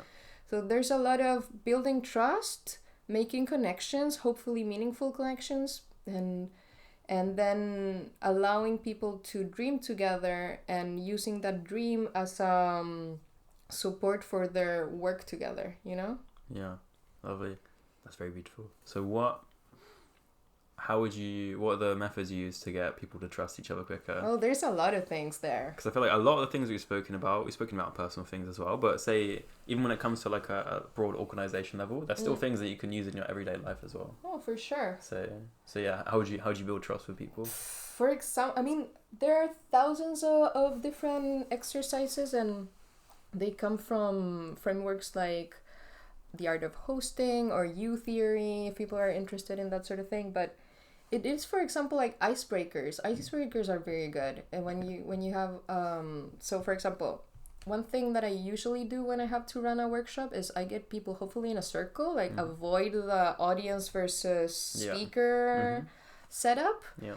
Get people in a circle and do a check-in round. So everyone has to say their name and how they're feeling right now, like what sort of vibe they're bringing into the room, and then pass the ball to someone else. So that immediately makes people speak right in the beginning, so they don't feel like, oh no, I haven't said anything, then maybe I will, be silent for the rest of the evening. So you break that immediately. And then after that, you could get them to agree on what are the ground rules to make this a safe space for all of us. So for example, should we agree on, could be anything, but respecting the timetable, or avoiding sexist comments. I don't know. So people go around and say what they need to feel safe. So that's like the two things right at the beginning. And then depending on what you need to get done, there's like thousands of other things, like for example, having people walk around the room, and when I say stop, you have to be paired with someone else, and you have a one-on-one dynamic, responding a question, like that sort of thing. I had this really nice one time. They gave us a piece of paper and a pen, and they made us stand up and walk around the room, just like mixing up. And when she said stop, we had to face someone, give him our paper, so the other person give you his paper, and then the first round is like draw the person's face structure. So you draw the person's face structure, and then you mix again, and the second round is you give the paper to the other person, and he has to draw your eyes. And you end up with a portrait that 5 people drew of you. Well, the first person draw the face, the second person drew the eyes, then the third the mouth or whatever. So it's like a common portrait of the other people, and then you like hang them. Wow. And it was just like a super nice way of observing the other person, getting to know them. You can like chat while this is going on, of course. So you're looking for things that are fun, that are light, that spark a conversation, that don't feel too intimidating. And such as that one, there are like thousands. And some people are absolute experts in that, and it requires a talent. I have done it and I do it, but I mean, there are people I work with who are magicians in like generating the space for people to feel just trust building and to feel safe and to have, it is like a muscle, it is a practice for sure. Awesome. That's cool. Yeah. The power of icebreakers. One thing I always love doing, especially when I say that we do nature conservation, I always ask people what their favorite animal is, because everyone's got a favorite animal and everyone loves that question, right? And I guess a nice way of just building an instant connection with someone, right? Because who doesn't like animals? Like, for sure, plant people. And then you get immediately the reference to the natural world, which is important. We one time did something similar, that it was, we asked people to introduce themselves and say what their favorite animal is, but not in terms of favorite animal, but in terms of what is your totem animal. So it's like for that day you had that name, like the animal that you choose was your identity. And I think making people identify with an animal and try to embody it for that day is the sort of trick that our minds need to try to reignite that sense of being nature. Yeah, sounds like something a furry would say. Okay, what's your totem animal? What's my totem animal? What did it say? I don't remember what I said there. I know what I said. It's the heron. Heron, okay. Yeah. How come? How come? I did one time this meditation on your spiritual animal. Have you done that? I haven't. You haven't? So it's basically like guided meditation where they take you on a journey and you go into this natural area and then an animal appears to you. So they don't say what animal appears. You're just like meditating and something comes up. And whatever comes up, that's your spiritual animal. Cool. And for me, I was so surprised when the heron came up. Because I'm like, okay, this is not what I expected. Maybe like I thought I would be, a cheetah, for example. Like something more charismatic even, A dung beetle. Exactly.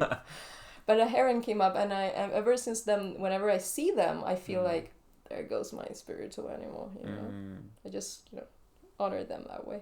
Yeah, no, it's nice. What is your totem animal? Is it the cheetah? I can't say. I'm gonna have to do some serious introspection on the spirit animal. Okay. My favorite animals, I guess it would vary. I would say cheetahs because that's what I've done my master's thesis on. Having gone to Kenya, I think I really love the giraffes because if we're out in the bush with our team, we're safe and sound. Even like walking past like elephants on foot, which is like shit scary. Like our man Cyrus, he's like a ranger there. He's like, we're safe as long as you listen to him. You don't try and punch the elephant in the face because you'll lose that fight. But like the giraffes, they're so gorgeous and graceful, and they're not, they're never going to cause you any trouble. Like, and they're really big, which I like. So I really like them. In the past, I've like wolverines, tapirs. I think are sick. I love tapirs. This is a long list, Jamie. Yeah. So I have many favorite animals. Nice. I'm sure if you ask me once I've been in Taiwan for a few months, it will probably be Taiwanese black bears and leopard cats, right? I'm glad that you're flexible. That's a good quality. But yeah, for sure. I'm gonna send you the link to the spiritual animal. Oh, it's in Spanish though. Were you there? Puedo comprender un poquito. Puedes comprender. Sí, podemos. I have faith in you. Gracias. We'll try. This is why this is my salsa training coming in clutch. Nice. So I feel like it's maybe nearing the end of the time, yeah? So it feels natural, yeah. I was wondering, okay, we'll do some quick fire questions then, or you can take your time to reflect as well. Okay. I was wondering, one thing I've been thinking about, like we were saying, having done a lot of introspection lately, it's like what are your top 3 values you have, let's say for yourself, what are the things that you really want to value and kind of live? Yeah. I think one of them is coherence and authenticity. Another one is being of service. And then the third one would be something along the lines of enjoying life. That's a good one. For sure. Nice. I feel like for me, we say honesty, communication, and kindness. I think that has to be one about being a good human being, being nice, But yeah, as long as you're honest and you communicate that as well, and there's honesty to yourself as well, like being clear on your values. I think everyone should sit down and journal that and reflect on your own top 3 values. I think, then when you're faced with a dilemma or you're like, I don't know how to feel about how I should act, like if you're acting in accordance with your values, like you will feel confident in that, and you won't need to seek anyone's approval for how you should do things. If you're like, okay, I know that I'm coming from a place of honesty, I'm doing my best to communicate, whatever, I'm acting in service, and I'm trying to enjoy life. I think that's a very important one. Because I've never thought about it this way before, honestly. Yeah, it's really helped me for sure. So that's cool. Yeah. Okay, and let me see. I think maybe some other quick ones. Maybe it's not quick. They're very deep. We could talk for hours, but yeah. How would you define success? What would a successful life look like to you? Is it a Lamborghini and $1 million? Oh God, no. I honestly, I think success right now has to do with like a calm mind, like a healthy mind. I think just as a proxy, as an indicator, if you feel I don't want to use the word flourishing because I just had a lecture on that and I didn't like it, but if you feel like you're just pleasant and enjoying yourself, I think that's success, dude. Because that requires you to be probably balancing a lot of things and doing things that make sense. So it's obviously for me not only about money and not only about, I don't know, fame. It is more about how do you set up your life in a way that works for you and that you can, feel like you're okay and you're calm and you're at peace. Yeah, that's very nice. I like that. What about you? Ooh, how would I define success? I like what you said about calmness and serenity. I think that's good. Gosh.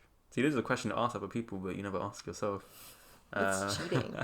That is cheating. Damn, I should have thought about this. We can always chop parts out. Yeah, we can. That's fair. If I'm thinking for 2 minutes. I did have one guy be like, have a very long pause. So I was like, okay, let me shorten that to 2 seconds, because it was literally like 40 seconds or a minute of silence, which I respected like a lot. How would I define success? Doing something meaningful, and like for me, like my mission is like, you know, to help in whatever way, you know, make the world better for, let's say, humans and nature, because I'm using the dichotomy, but nature in total, shall we say? Okay. You know, just help make the world a better place. You know, not one at the expense of the other, but for both. And yeah, you know, doing something that I feel I'm good at, and you know, having the lifestyle that you want. When I'm in a professional sense, I'm always thinking about the lifestyle I want now, because I used to think, I want to live in the middle of, like, you know, let's say, being a conservation manager in the national park in the middle of nowhere, right? And I would joke. It was a joke about this, but I was like, oh, there's no salsa classes in the bush. But I was like, damn, actually, that's really important to me, you know, and like the social life, you know. So I could do the field work remotely for like, you know, a few months, sure, but I couldn't do that as my full lifestyle, because there are other aspects that I like. So in a professional advice, I would ask people to think about the lifestyle they want. So doing something meaningful for humans and nature, or nature as a whole. Having a lifestyle that I want, you know, which you can connect with people. You have freedom of time and space, let's say. You're just where you're happiest, you know, and you're living in accordance with your values. Will be successful for me. Beautiful. Thank you. Okay, final question then. I prepped you on this, which I've never prepped anyone before. I just spring it on them. But I got special treatment. Yeah. Okay, if you had a billboard to the world and you could write anything on it and everyone can see it, right? What would your message be? And you can't say live, laugh, love. I didn't get enough prep time, but I would say follow your joy. Nice. No explanations required. Javi, thank you very much. I think like mic drop. Mic drop. Gracias. Thank you very much. Jamie. That was cool. Amazing. Okay, so last thing. So where can people find out more about Regenerativa and yourself? We'll put all of these in the show notes. Okay, so we're very into Instagram, so you can find us at Regenerativa CL and in Instagram, and then online it's regenerativa.cl. Vale. Yeah. So thank you. Cool. Thank you very much. There we have it, mi gente. I hope you enjoyed this episode. Muchas gracias por escuchar. Javi and I had a really wonderful time recording this one, and it was a great way to get to know one another. I learned so much from Javi, and I think she has a lot of valuable wisdom for us to learn from. I hope everyone is feeling excited and inspired, and are booking their flights to Chile very, very soon. Thank you very much, and I'll see you next time. Hasta luego.